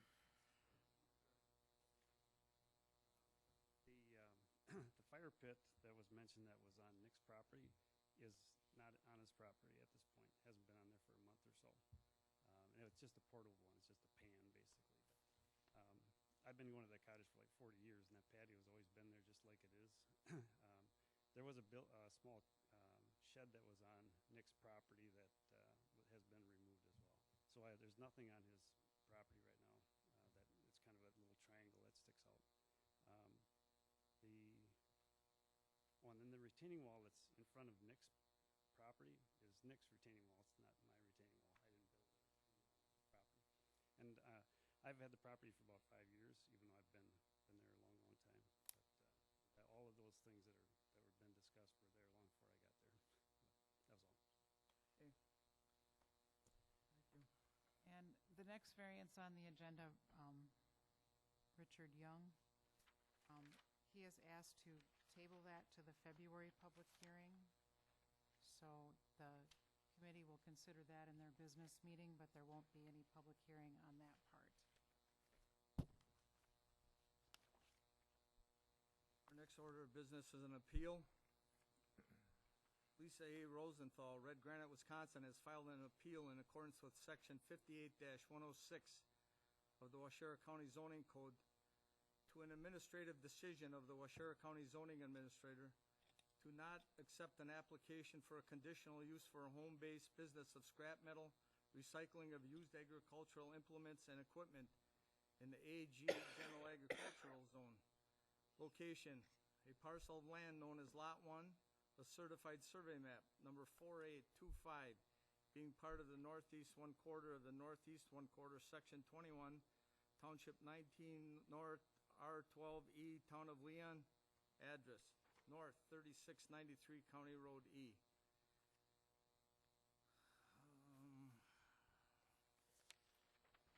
Just for the record here, we have on our far end here is counsel for the board tonight, Mr. Travis Slattery, and County Corp Counsel Ruth Sosky is seated here and will represent the zoning administrator. Lisa, you want to tell us what you want to do over there? Speak your name for the record first, please. It's actually Lisa McClellan. That's in my maiden name. What's on the deed, and that's what, Okay, you can do them both, okay? Lisa Rosenthal, whatever you want to call me. It is what it is. As it says, I've been doing this for a long time. I want to do an ag zone recycling for my personal use as a small, not commercial, as a small home-based business. And that's what it. Okay. I'm J. Stephen Heil. I represent Lisa and her husband here in regard to this. And as indicated in the written argument that I had presented here, I think really what this boils down to is the question of what is the scope of the proposed use of the operation that these folks want to do here. Because I think that essentially what we have here is an application was filed to present to the board for consideration a home-based business with a description of what the applicant wanted to do there. The zoning administrator reviewed that and looked at that as well. That involves recycling. We have recycling involved in other sections of the ordinance in other zones, so therefore that would have, that's not going to be a conditional use under the general ag zoning. Well, we would disagree with that. A lot of home-based businesses, including the examples that are listed in the code, if you look at the code definition for home-based business, there are a lot of examples listed in there: auto body, minor welding, fabrication, storage, things like that. That also, if done on a large scale, would be appropriate or even required to be in a more appropriate zone like manufacturing or something like that. But just because those same types of activities happen on a large scale in an industrial zone doesn't mean you couldn't have a small business doing those same types of things. Essentially what we have here is the proposal is to these folks go out, bring in farm implements primarily, used farm implements, take them apart, and sell and dispose of the scrap metal from those. They're not bringing stuff in to store, so we don't have like a salvage yard full of farm equipment or something like that. Stuff comes in, is taken apart, separated out, and the scrap metal hauled off to whoever buys it. It's not a situation where for example, that the public are coming and dropping off stuff. If you look at in the code, the definitions when they're talking about commercial recycling, well, they're talking about stuff like where you'd have bins set out and you'd have people bringing in their aluminum cans or people bringing in paper, cardboard, all of this kind of stuff. That's not what they're proposing to do. But really, to get to the point of what this hearing is, it's really a question of, well, does the code, as far as home-based business, is it so clearly set forth that you couldn't do a recycling type thing for scrap metal, so that the zoning administrator could say, well, it says you can't do that, so therefore, there's no application for it. Well, I don't think that that's what we have here. We have basically what amounts to an interpretation of the code that is exactly what the board, that's exactly what your jobs are, to decide whether or not the proposed conditional use is appropriate. And we're not here, I guess, to talk about the merits of that. We're certainly willing to answer any questions you might have about what they're proposing to do. But I think the underlying question here is, how do they get their foot in the door for the board to even consider it? If at the very application level, the zoning administrator can just say, well, I'm not going to even let that get before the board. So that's why we're here tonight. So I would invite any questions you have along those lines. So when I read through the appeal, it seemed like there was 2 points of argument on your part. One was that the zoning administrator would not accept the application because it was incomplete. And then the other thing was just what you explained, the interpretation of the code. And to be clear, if I'm clear, and correct me if I'm wrong, your argument is that although it may meet the definition of a commercial recycling facility or the definition of a salvage yard, because I think it does, because of the size, it should be considered as a conditional use in the ag zone instead of having a zone change to manufacturing?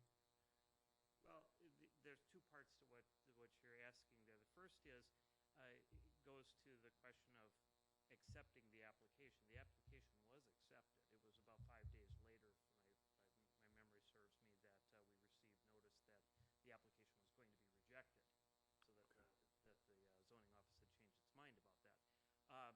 The second part of that is that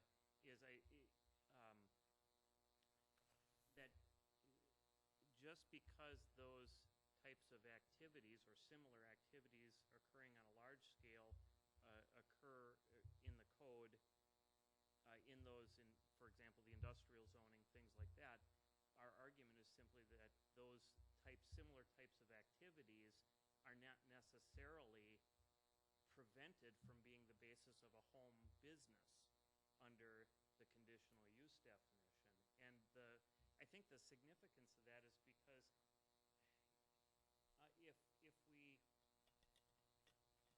we take that on its face, that if the same type of activity is showing up in an industrial zoning or different zoning, and therefore it can't be a home-based business, well, that would wipe out just about any home-based business, because just about anything you might do as a home-based business occurs somewhere in a commercial setting on a much greater scale.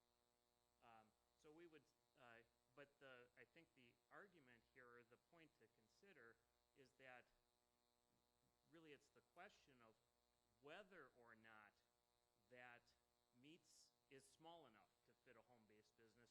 That's the board's decision to make. It shouldn't be just left to the zoning administrator to say that no, that's not going to work, unless it would be different, I think, if the ordinance itself were clear. If it specifically said, you know, that you can't do this as a basis of a home business, but it doesn't. It goes the other way. It says home-based business generally, and then gives a list of examples, and says, well, this is not an exhaustive list. So I think, you know, it really gets to what are the purpose of the ordinances. Well, they need to give the public some idea of what it is that they're expected to, what they can and cannot do. I think this is a situation where if the ordinance had intended to restrict all recycling to another type of zoning, it simply could have said that, but it doesn't. So, you know, that in my mind, then I think that gets us to a question of, well, then, is it small enough to fit a home business? Is it, or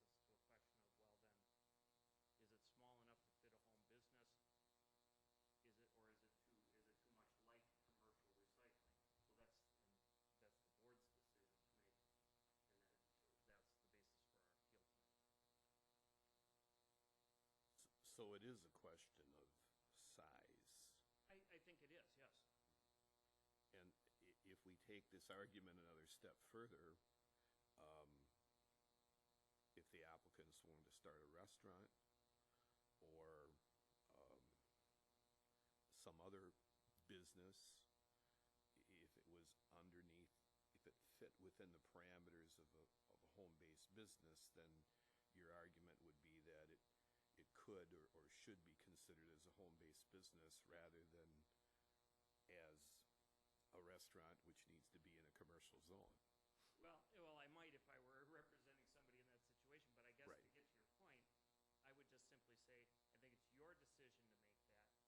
That's the board's job, is to decide whether it is or not. Okay. And that's all we're asking, is just Sure. to be able to have the opportunity to present that to the board, but we're not at that point yet. Yeah. Thank you for that clarification. I understand.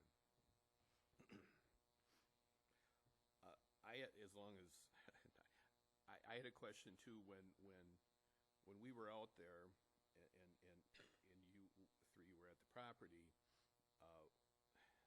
We asked some questions and they provided some information, and we need to repeat that at the public hearing. But one of the things that was said that they weren't going to have any outside employees, but your application says that during busy times there might be 3 or 4 employees, although that's not necessarily a deal breaker. I just wanted to clarify that.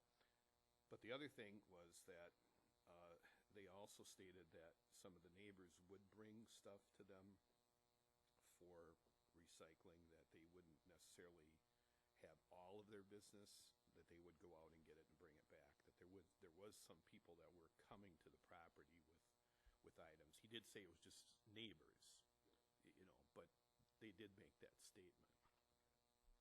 So, sure. And I understand. And a lot of times it's just they bring it, you know, it's Sure. not a request. Yep. They're like, hey, I want to get rid of this. Can you help me? Even though you'd probably be willing to go pick it up, they're going to just bring it over. So, matter of convenience. Sure. Back to the employees, 9 times out of 10, I don't payroll anybody. We have 5 children.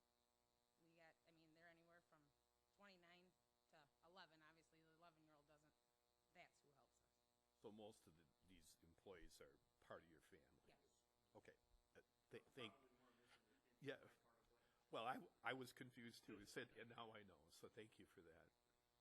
I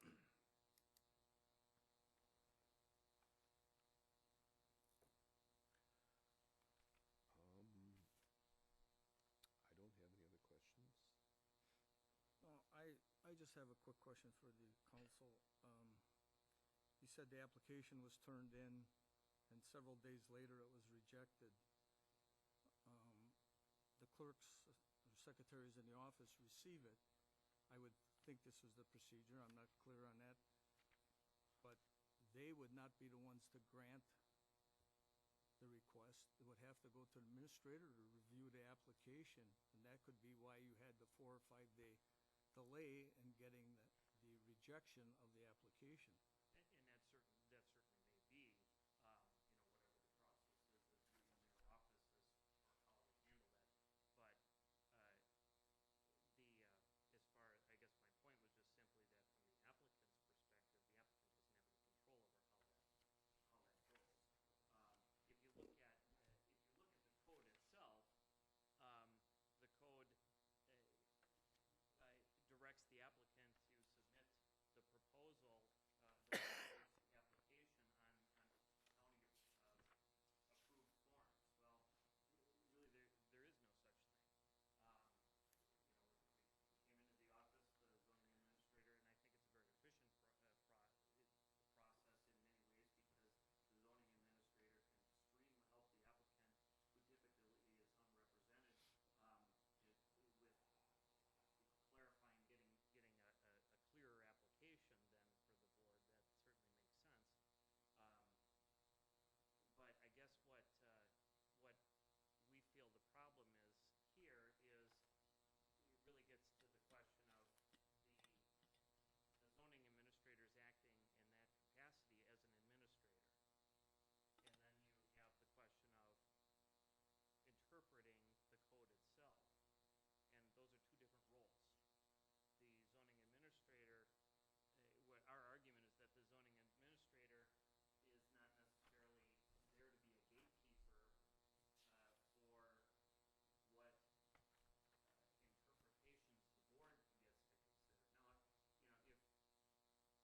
the board gets to consider.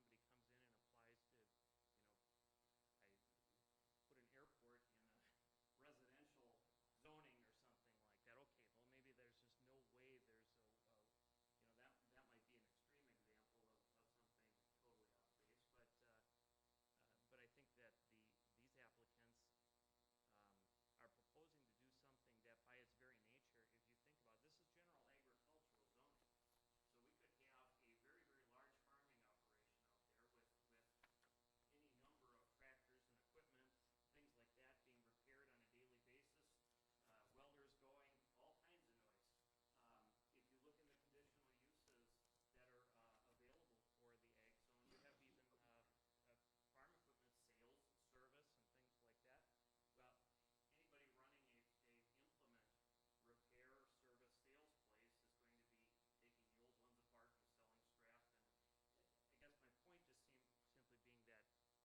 and say, yeah, that seems like an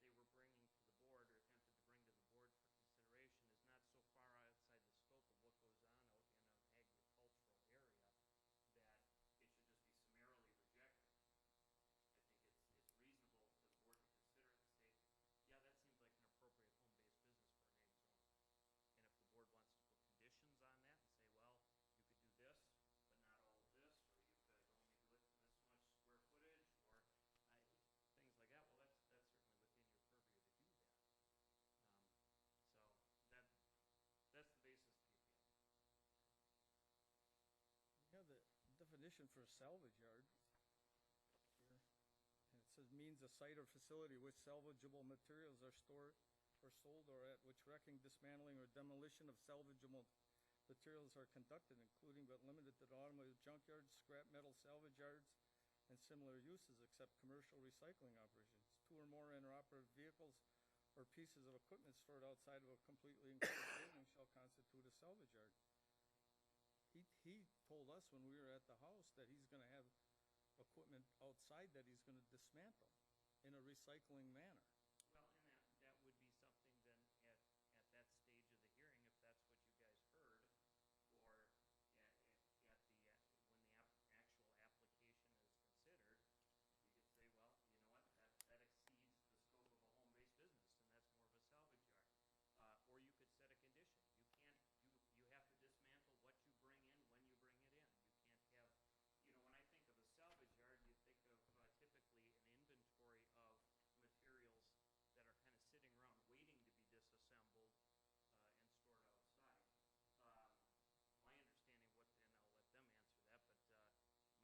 inventory of materials that are kind of sitting around waiting to be disassembled and stored outside. My understanding, and I'll let them answer that, but my understanding is that primarily they're bringing the stuff in, dismantling it almost on the spot. That if there is anything, if we're talking a delay in terms of some sort of inventory of undisassembled items, like a salvage yard typically would have, it's a matter of days at most. It depends if we're busy. I mean, there's times where you get overloaded, don't get me wrong, but most of the time we try to take care of it. I mean, now it's 30 below today or whatever. Obviously, we're not gonna be out there. It's gonna have to wait till it warms up a little bit so you don't freeze. But, typically we try to get it dismantled and, put away or hauled away or, whatever you need to do to.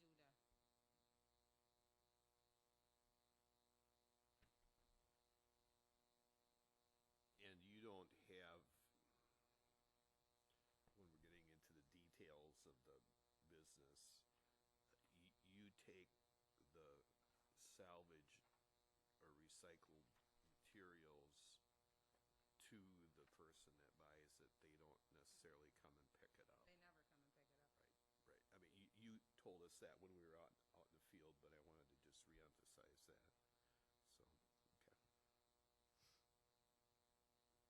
So, okay. Also have a definition of a commercial recycling operation. Means any operation involving a collection of aluminum, glass, paper, and paper products, plastic, or other salvageable material. That's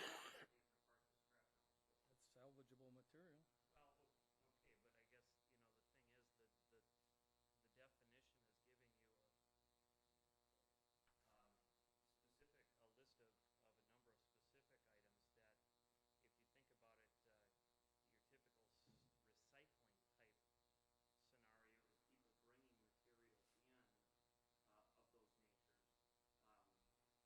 get the item, bring it in, so they have 100% control over the inventory of stuff that they have to actually process. And I think that's the difference here in terms of, I think, in terms of scope. And then, say, I'm not, it may ultimately be that if the case was decided on the merits, that after you've heard everything that they're proposing to do and how they're going to do it, you decide, no, that's too much like commercial recycling. Well, okay, that's the board's choice to do that, I guess.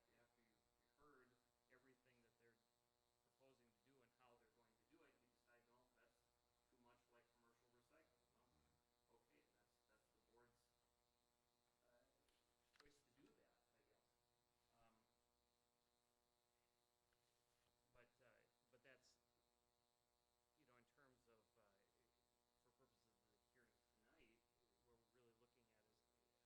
purposes of the hearing tonight, what we're really looking at is how does the applicant even get to the board to do that?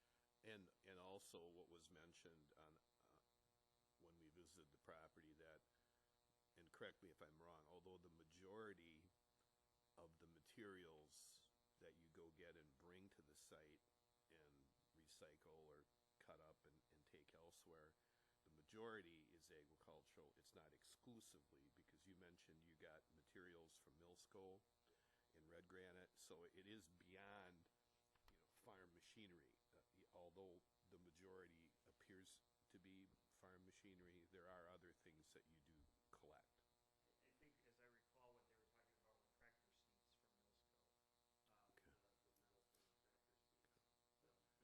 He talked about parts that he gets, parts that are obsolete that come in packaging too. And I can't remember where he said he got those. And I asked about the recycling of the wrap or the cardboard, and he explained that to us when we were there, so.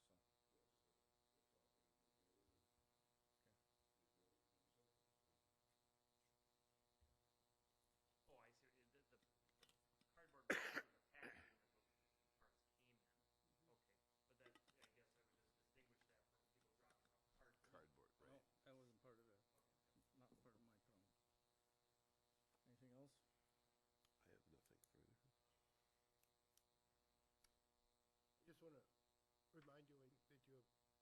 objected to the letter that was sent out, that the letter did tell you that you could have this hearing tonight. So it wasn't a complete denial. Well, yeah, correct, which is why we're here. So,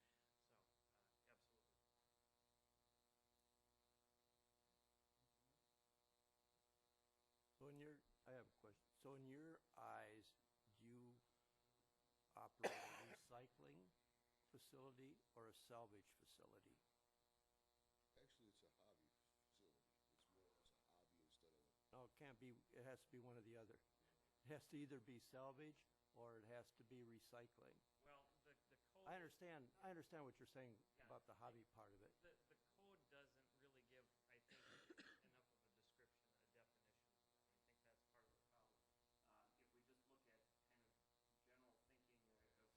just look at kind of general thinking of recycling, typically, I would think would involve where you're actually processing the stuff or that you're salvaging. Recycling would mean people buying parts and stuff like that. Salvaging would more or less mean it's total scrap. And that's the way the definition of salvage is in recycling. Let's say you stopped in, you needed a piece of iron that big. You're gonna say, well, if this works for you, here, have a good day. You know, I do more than just junk the stuff. If there's something usable, I do hold on to that stuff in case somebody does need it, or if I need it for myself. So that would fit the term of salvage as opposed to, okay. Salvage is absolute dismantle, gone.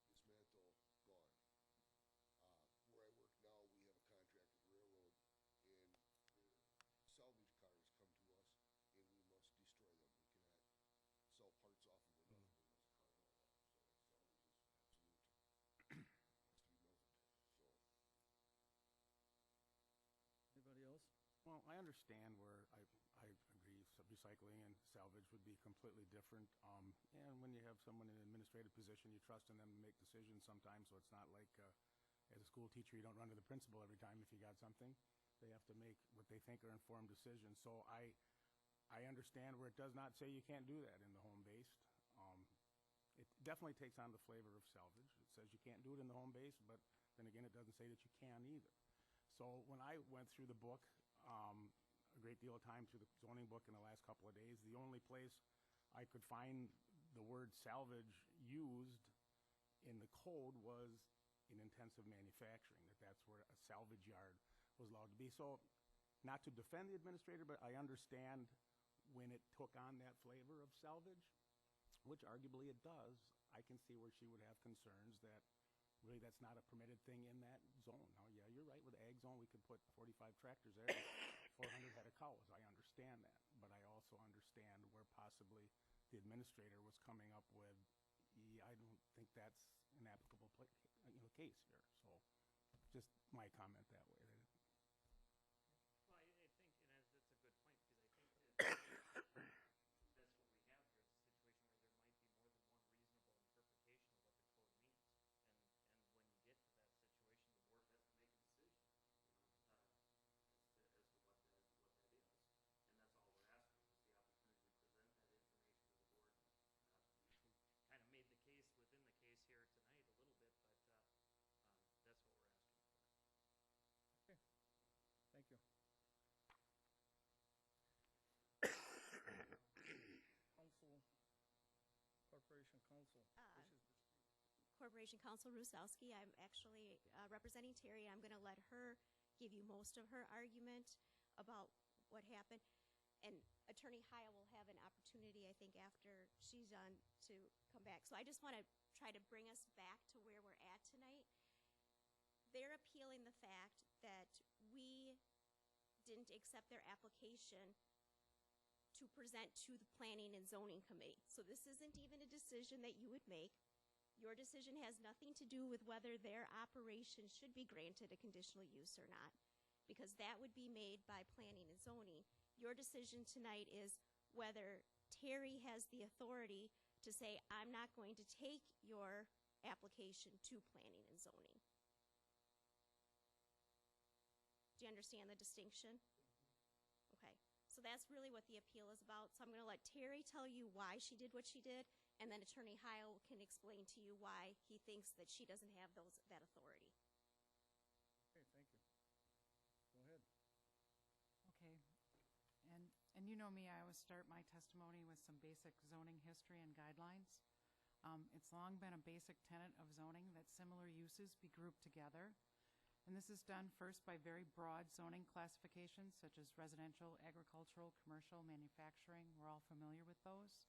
And then these broad categories are then broken down even further into, let's say, residential for unsewered areas, RS20, versus residential for sewered areas. We have general ag, or for our large farming operations. We have ag residential for smaller lots and hobby farms. We have commercial zones. We have commercial service, which is commercial enterprises that are geared toward a tourist or traveler. We have community commercial, those commercial enterprises that are located in the central business district of a small community. We have general commercial for those commercial enterprises that are located more sporadically throughout the county. And then we have the manufacturing zones, general manufacturing, which is intended for any manufacturing or industrial operation which is not detrimental to the surrounding area or the county as a whole by reason of noise, dirt, smoke, odor, traffic, physical appearance, or other similar feature. And then we have the intensive manufacturing zone, which is intended to provide for uses which by their nature exhibit characteristics that could be harmful, noxious, or detrimental to surrounding land uses. In the zoning code, we take these broad zoning classifications and we break them down even further into permitted and conditional uses. Permitted uses are just that. They're permitted to be located in that zoning district provided that they meet all the parameters in the code, that is listed there. Conditional uses are also listed for each broad zoning classification, and along with the listing of uses that may be considered for approval as a conditional use, there are always certain conditions that must be complied with in order for the committee, the Planning and Zoning Committee, to legally approve a use as a conditional use. There are even specific uses listed as either permitted or conditional uses in each zone, and some which have the potential to cause detriment to neighboring land uses. And those have specific conditions listed that must be met before they can be approved. We have the selected conditional uses section of our code.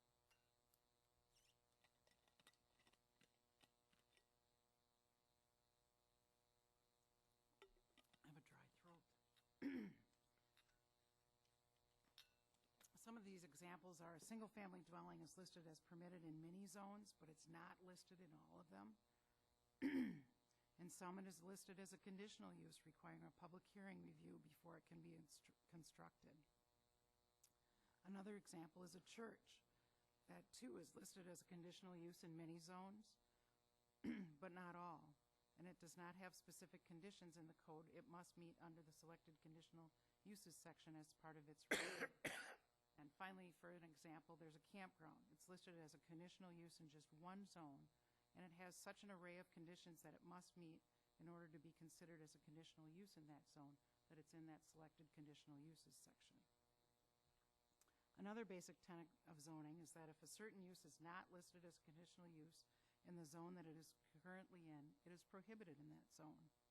However, if it is listed as a conditional use in another zone, a zone change to conditionally establish the desired use could be applied for to try to obtain permission to establish that use. You cannot add or subtract conditional uses to a zoning classification without changing the code. And if you do choose to change the code, you should always make sure that the basic purpose and reason for that particular zoning classification is protected. In other words, each zoning classification was created for a reason, as well as there are reasons for making certain areas of the county have one zoning classification versus another. And there are reasons for listing certain permitted and conditional uses. You always want to protect the surrounding land uses when you're changing the zoning code. I'd also like to review the duties of the zoning administrator. The duties of the zoning administrator are listed in Division 3 of the Waushara County Zoning Code. They include providing proper forms for applications for use permits, to advise applicants as to the provisions of the chapter, and to provide assistance in preparing applications. The duties go on to say the zoning administrator shall issue land use permits, conditional use permits, and certificates of compliance where the provisions of this chapter have been complied with. And the other duty germane to this case is to make administrative decisions and determinations as are assigned to the zoning administrator under the terms of this chapter. In summary, it is my duty to follow of and to enforce the Waushara County zoning code as it is written, and to make necessary interpretations when it's needed to carry out the functions of the code and to protect the integrity of the code. The appellant contends that the conditional use application was accepted by staff and therefore cannot be unaccepted even if the application materials have not been reviewed for compliance with the zoning code. The signed conditional use application was taken by staff along with the fee, but none of the supporting information had been received at that time. Then the supporting information and the site plan was faxed to this office on Wednesday afternoon, October 19th, which is the deadline date for the November public hearing. So it was faxed in prior to the deadline, but it had not been reviewed for compliance with code requirements. Staff had informed the appellant's representative that this was a step that was necessary before applications are accepted and scheduled for public hearing. And first, I do not see how I can accept an application when it is not in compliance with the zoning code. And quite honestly, to say that you have to accept it is tantamount to saying that you need to accept any application that is mailed or faxed. As long as you open the mail or take the fax out of the machine, you have to accept it. No review for code compliance is necessary. I'd also like to review again, part of my job is to guide applicants through the application process and look at the code and ascertain the proper zoning classification for each proposed use. I try to help them make the proper application. I'm to advise them on the proper supporting information that will be necessary for the Planning and Zoning Committee to consider. And once the application is complete and correct, I sign the application and then arrange for it to be placed on the next available public hearing schedule. I, along with staff, then prepare the proper notice and other documentation necessary to make sure that the hearing and the Planning and Zoning Committee review process follows all applicable code and legal requirements. Once I reviewed the application in this particular case, I determined that compliance with the code would not be achieved with the application as submitted, and I notified the appellant's representative that the application could not be accepted. I asked for more information to determine the proper application that the appellant could make so that the proposed use would be right in the right zoning classification when they made application. It would be a long, expensive, and very cumbersome process if, as the appellant argues, the Board of Adjustments must interpret each and every application to see if it was being made to the proper zoning classification in the proper form and that it had all the necessary information attached before it could go before the Planning and Zoning Committee for consideration as a conditional use or a zone change. And remember, if anyone disagrees with my interpretation, they can appeal to the Board of Adjustments, and that's exactly what has happened.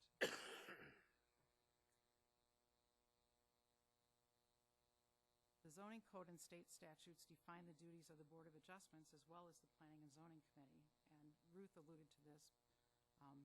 Both indicate that the Board of Adjustments is the quasi-judicial body and shall interpret the code when questions arise, and the Planning and Zoning Committee is legislative and proposes amendments to the code, as well as provides review of conditional use permits and zone changes.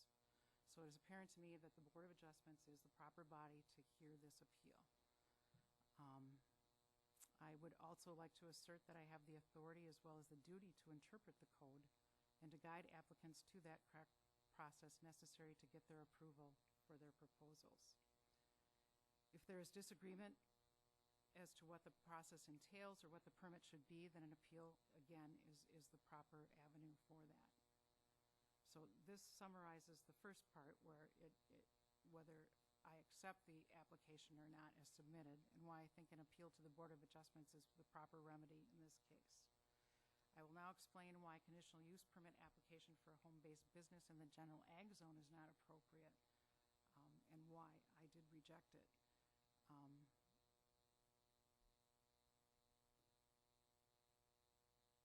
As stated previously, when an applicant is considering making an application for a proposed use, it is my job to figure out how that fits into the code and to advise the applicant on necessary permits, forms, and procedures they will need to follow in order to apply for and possibly obtain the approvals and permits that they would need for their proposed change in land use. I review the code and look at all the broad zoning classifications as well as the permitted and conditional uses in each one to find the proper permit that will be necessary. In this particular case, I looked at what is permitted in the general ag zoning district and did not find the proposed use listed, nor did I find anything similar to the proposed use. When I reviewed the other zoning classifications, I did find 2 possible similar uses based upon the information provided by the applicant and our knowledge of the past activities that have taken place on the property.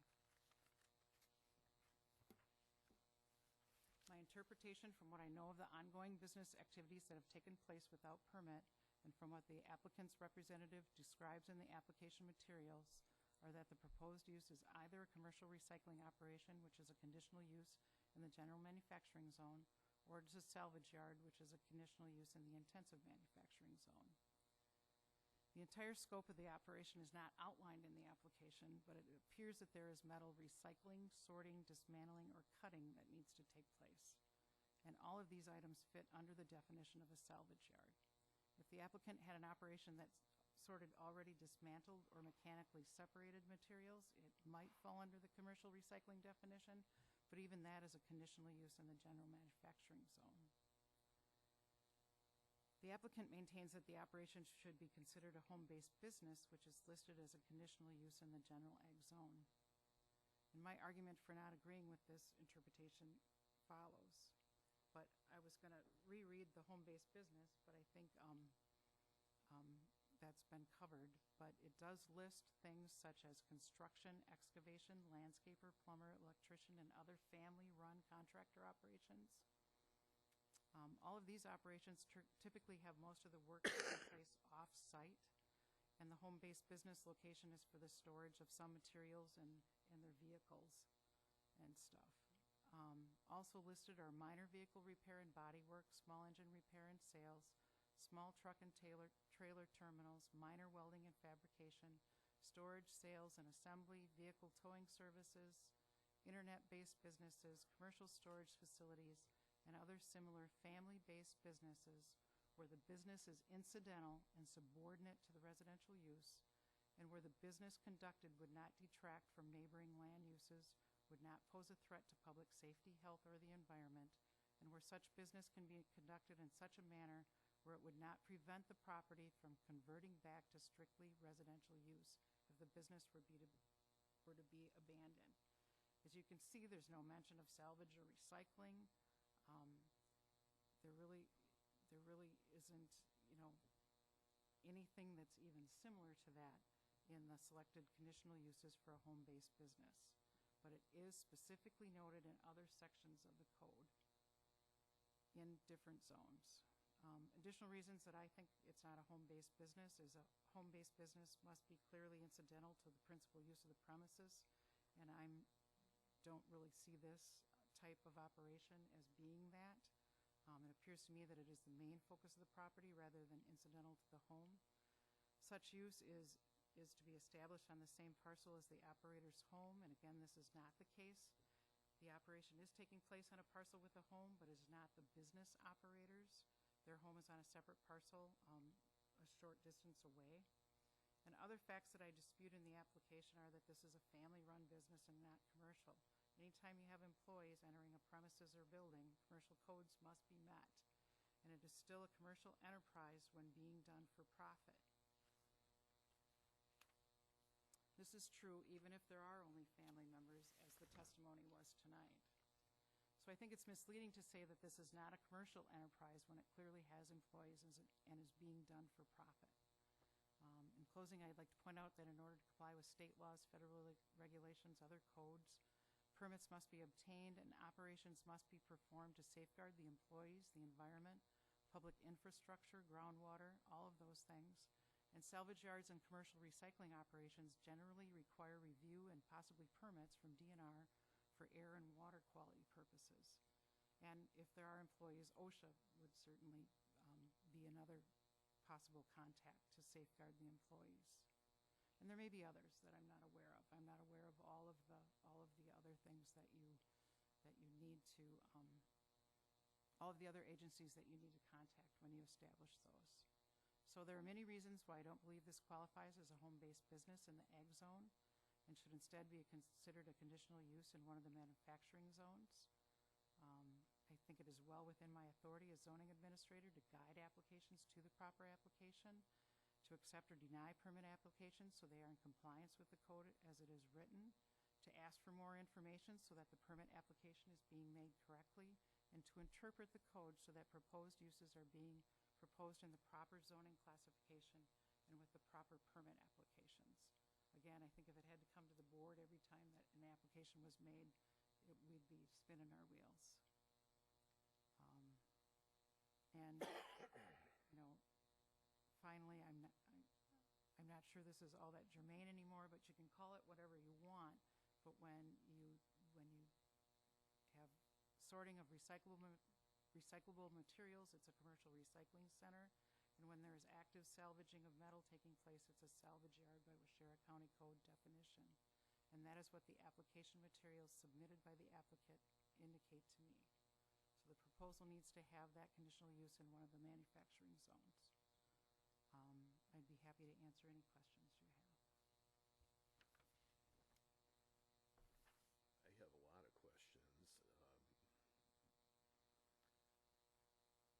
The attorney for the appellants in their proposal is asking us, my understanding, for two things. To determine whether it was within the purview of the zoning administrator to accept or reject the application, but they're also asking the Board of Adjustments for an interpretation of whether it can be considered by, whether their operation can be considered as a home-based business.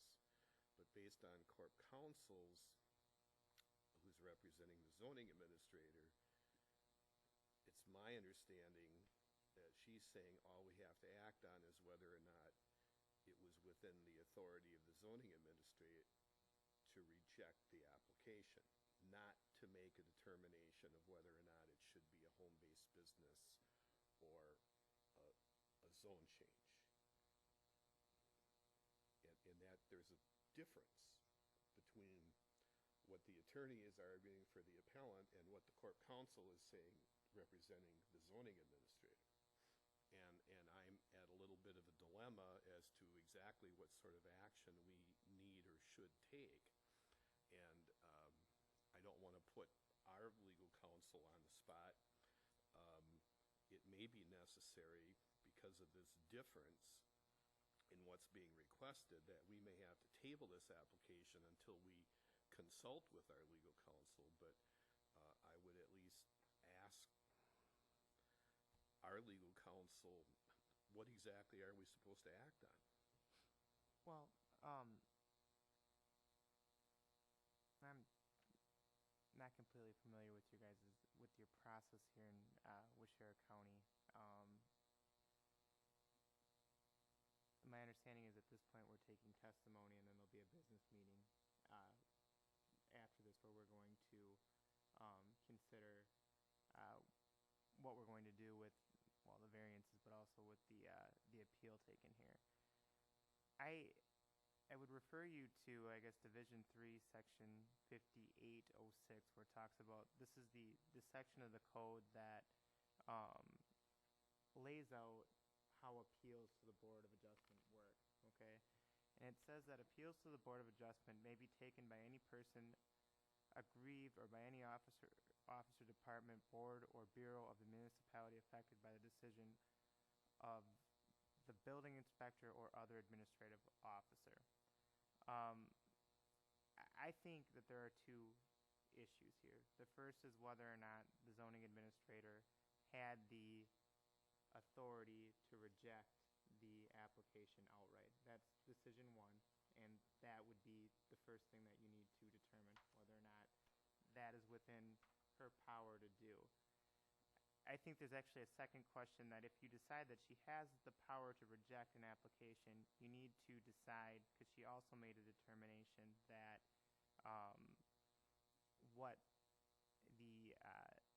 what the appellants sought to do was not a home-based business, it was a salvage yard.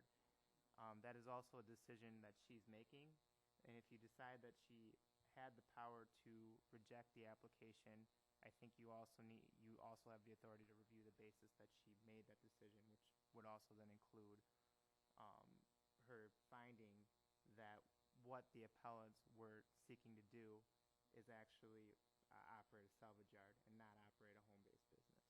Okay? Thank you. That clarifies it. Thank you. Any questions for Terry?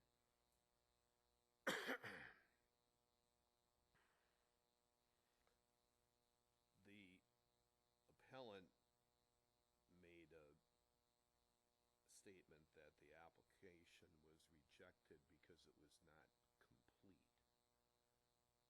But from your testimony, you rejected the application because not that it wasn't complete, it didn't fit within what you saw as the code. Is that correct? Correct. And maybe he thinks I said it was incomplete. I said I couldn't tell which manufacturing zone it should be in based on the application. I didn't know where it fit, whether it was a commercial recycling There's a difference. facility There's or a difference between that too, and I wanted to make sure It that, doesn't say incomplete in the letter. It just says difficult to ascertain. and cannot Oh, it does exist say in the incomplete. applicant's current It does say zone, and incomplete, the so it is. application was incomplete. Yeah, so that was the one point I wanted to clarify. Okay, thank you. Correct me if I'm right or wrong, but in your statement, you referred to some prior possible zoning change that didn't happen, and so you had to take this as to what the property is now as an ag zone property? Well, there was they made application on 11/19 of 2015 for a zone change from AG to MI to establish a salvage yard. But they withdrew the application on 12/16/2015. So if that would have been changed to an MI at that time, before it was pulled,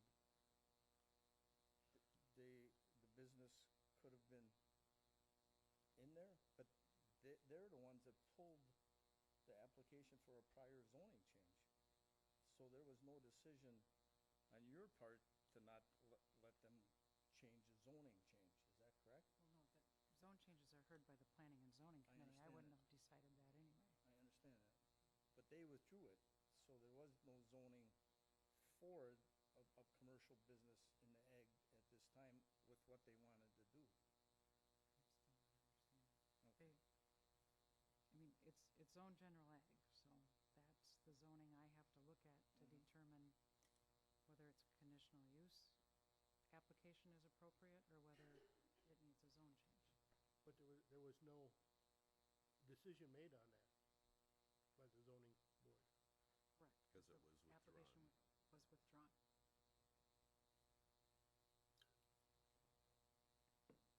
Why was it withdrawn? Well, I don't think You'd that's have to ask the relevant to, applicant. that's not relevant to what we're Well, it's part of asking the on. background. Yeah, Hang on, we're not done with, well, he has they have a chance for a rebuttal, so you can address that. well, do we have any more questions of Terry on something else first? I don't. I have a question. Ruth, you said our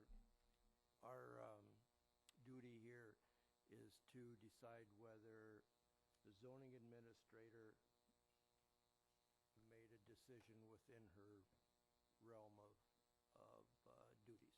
Yes. You said we have two decisions to make. One is that, and one is whether this was a home-based business or not. I do think That's you, confused. You're telling us we have to decide one thing. You're saying we have to decide two things. Well, I understand your because direction. if you decide that Terry should have accepted the application, Yes. the Planning and Zoning Committee will get the application, and then they will make a determination whether or not it's a conditional use. Yep. And if the applicants don't agree with whatever they decide, then that appeal comes to you as an appeal of the Planning and Zoning Committee. Right. I understand what Attorney Slattery is saying. He's saying that in order to make your, and he can correct me if I'm wrong, because I probably am, but what I understood him to say is that if you're in determining whether or not she exercised proper authority, you have to look at the reasons why she rejected it, and the reasons why she rejected it have to be sound in the code in order to give her that authority to reject it. Okay, I think. We're on the same page. Okay. You first have to decide whether or not the planning and zoning administrator had the authority to just say, to reject the application. If you decide she had the authority to do that, then you have to look at whether or not that decision was made, there's a sound basis for making that decision, or whether or not she misinterpreted the code by saying that this is a salvage yard and not a home-based business. But we're, I think, talking about the same thing. So first is, does she have the authority to say, no, you can't file this application? If you say, yes, she has that authority, then did she exercise that authority properly in this case, or should she have looked at the application and said, I need to accept this? Thank you. Okay. Mr. Heil?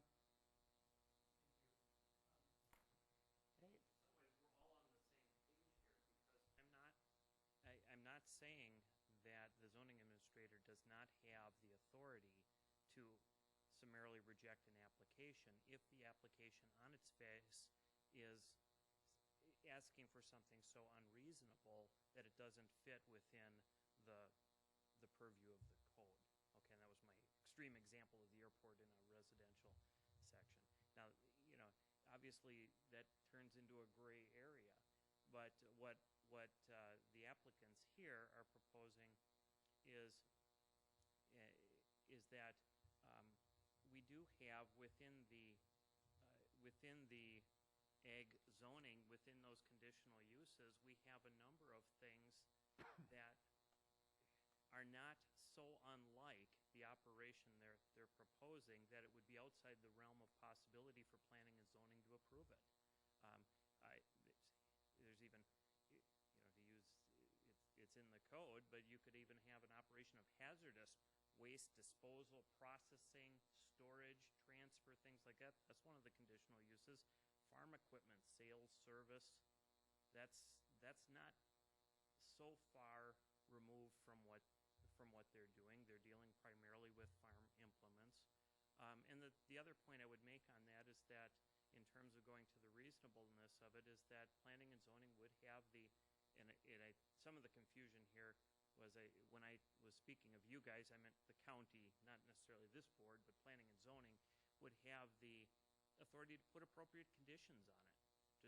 They could restrict it. For example, there's a 2,000 square foot minimum or maximum space in there, but the code also gives the committee the authority to expand that or restrict it, either way. So our argument is just simply not that the zoning administrator acted per se without authority. We're saying that under the circumstances of what was being proposed here, that they're two reasonable interpretations of what the code means with respect to home-based business, and that's for the committee to decide. The code says that the committee, or if it's a case being heard by the Board of Adjustments, the Board of Adjustments shall decide. And that's all we're asking for here is the opportunity to present that argument. Do you want to address my earlier statement regarding the zone change that was withdrawn by the applicant? Did you? Yes. To come up before and say something? Yes. The applicants originally had a petition to have their parcel, which is a fairly small parcel, basically spot zoned intensive manufacturing. The likelihood of success on that would be fairly minimal, and frankly, I don't think it would be in the county's interest to be just to fit a particular use in, to go ahead and put an intensive manufacturing in an area that's exclusively general agriculture. So that's why it was withdrawn for that reason. Also because looking at the code, you have, like I said, these other conditional uses that involve at least some of the aspects of the operation they're doing as conditional uses in the ag zone. And if you're able to bring cars in there on a limited scope and repair them and to sell parts off of them, if somebody is doing that as a home-based business, why not do that with farm implements? Just because it's not in the list, I would point you to in the definition, it specifically says that is not an inclusive list. Those are examples. They're not the only types of home-based businesses you could have. Thank you. Anything else on the board? Nope. I don't have anything. Ruth, anything? Terry? Nothing? Correct me if I'm wrong, but I think that's the first part of our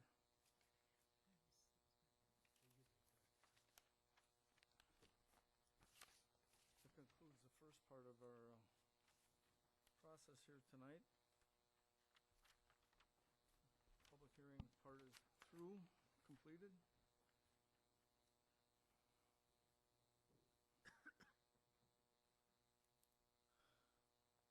We are going to go into the our board meeting now. This meeting, rather.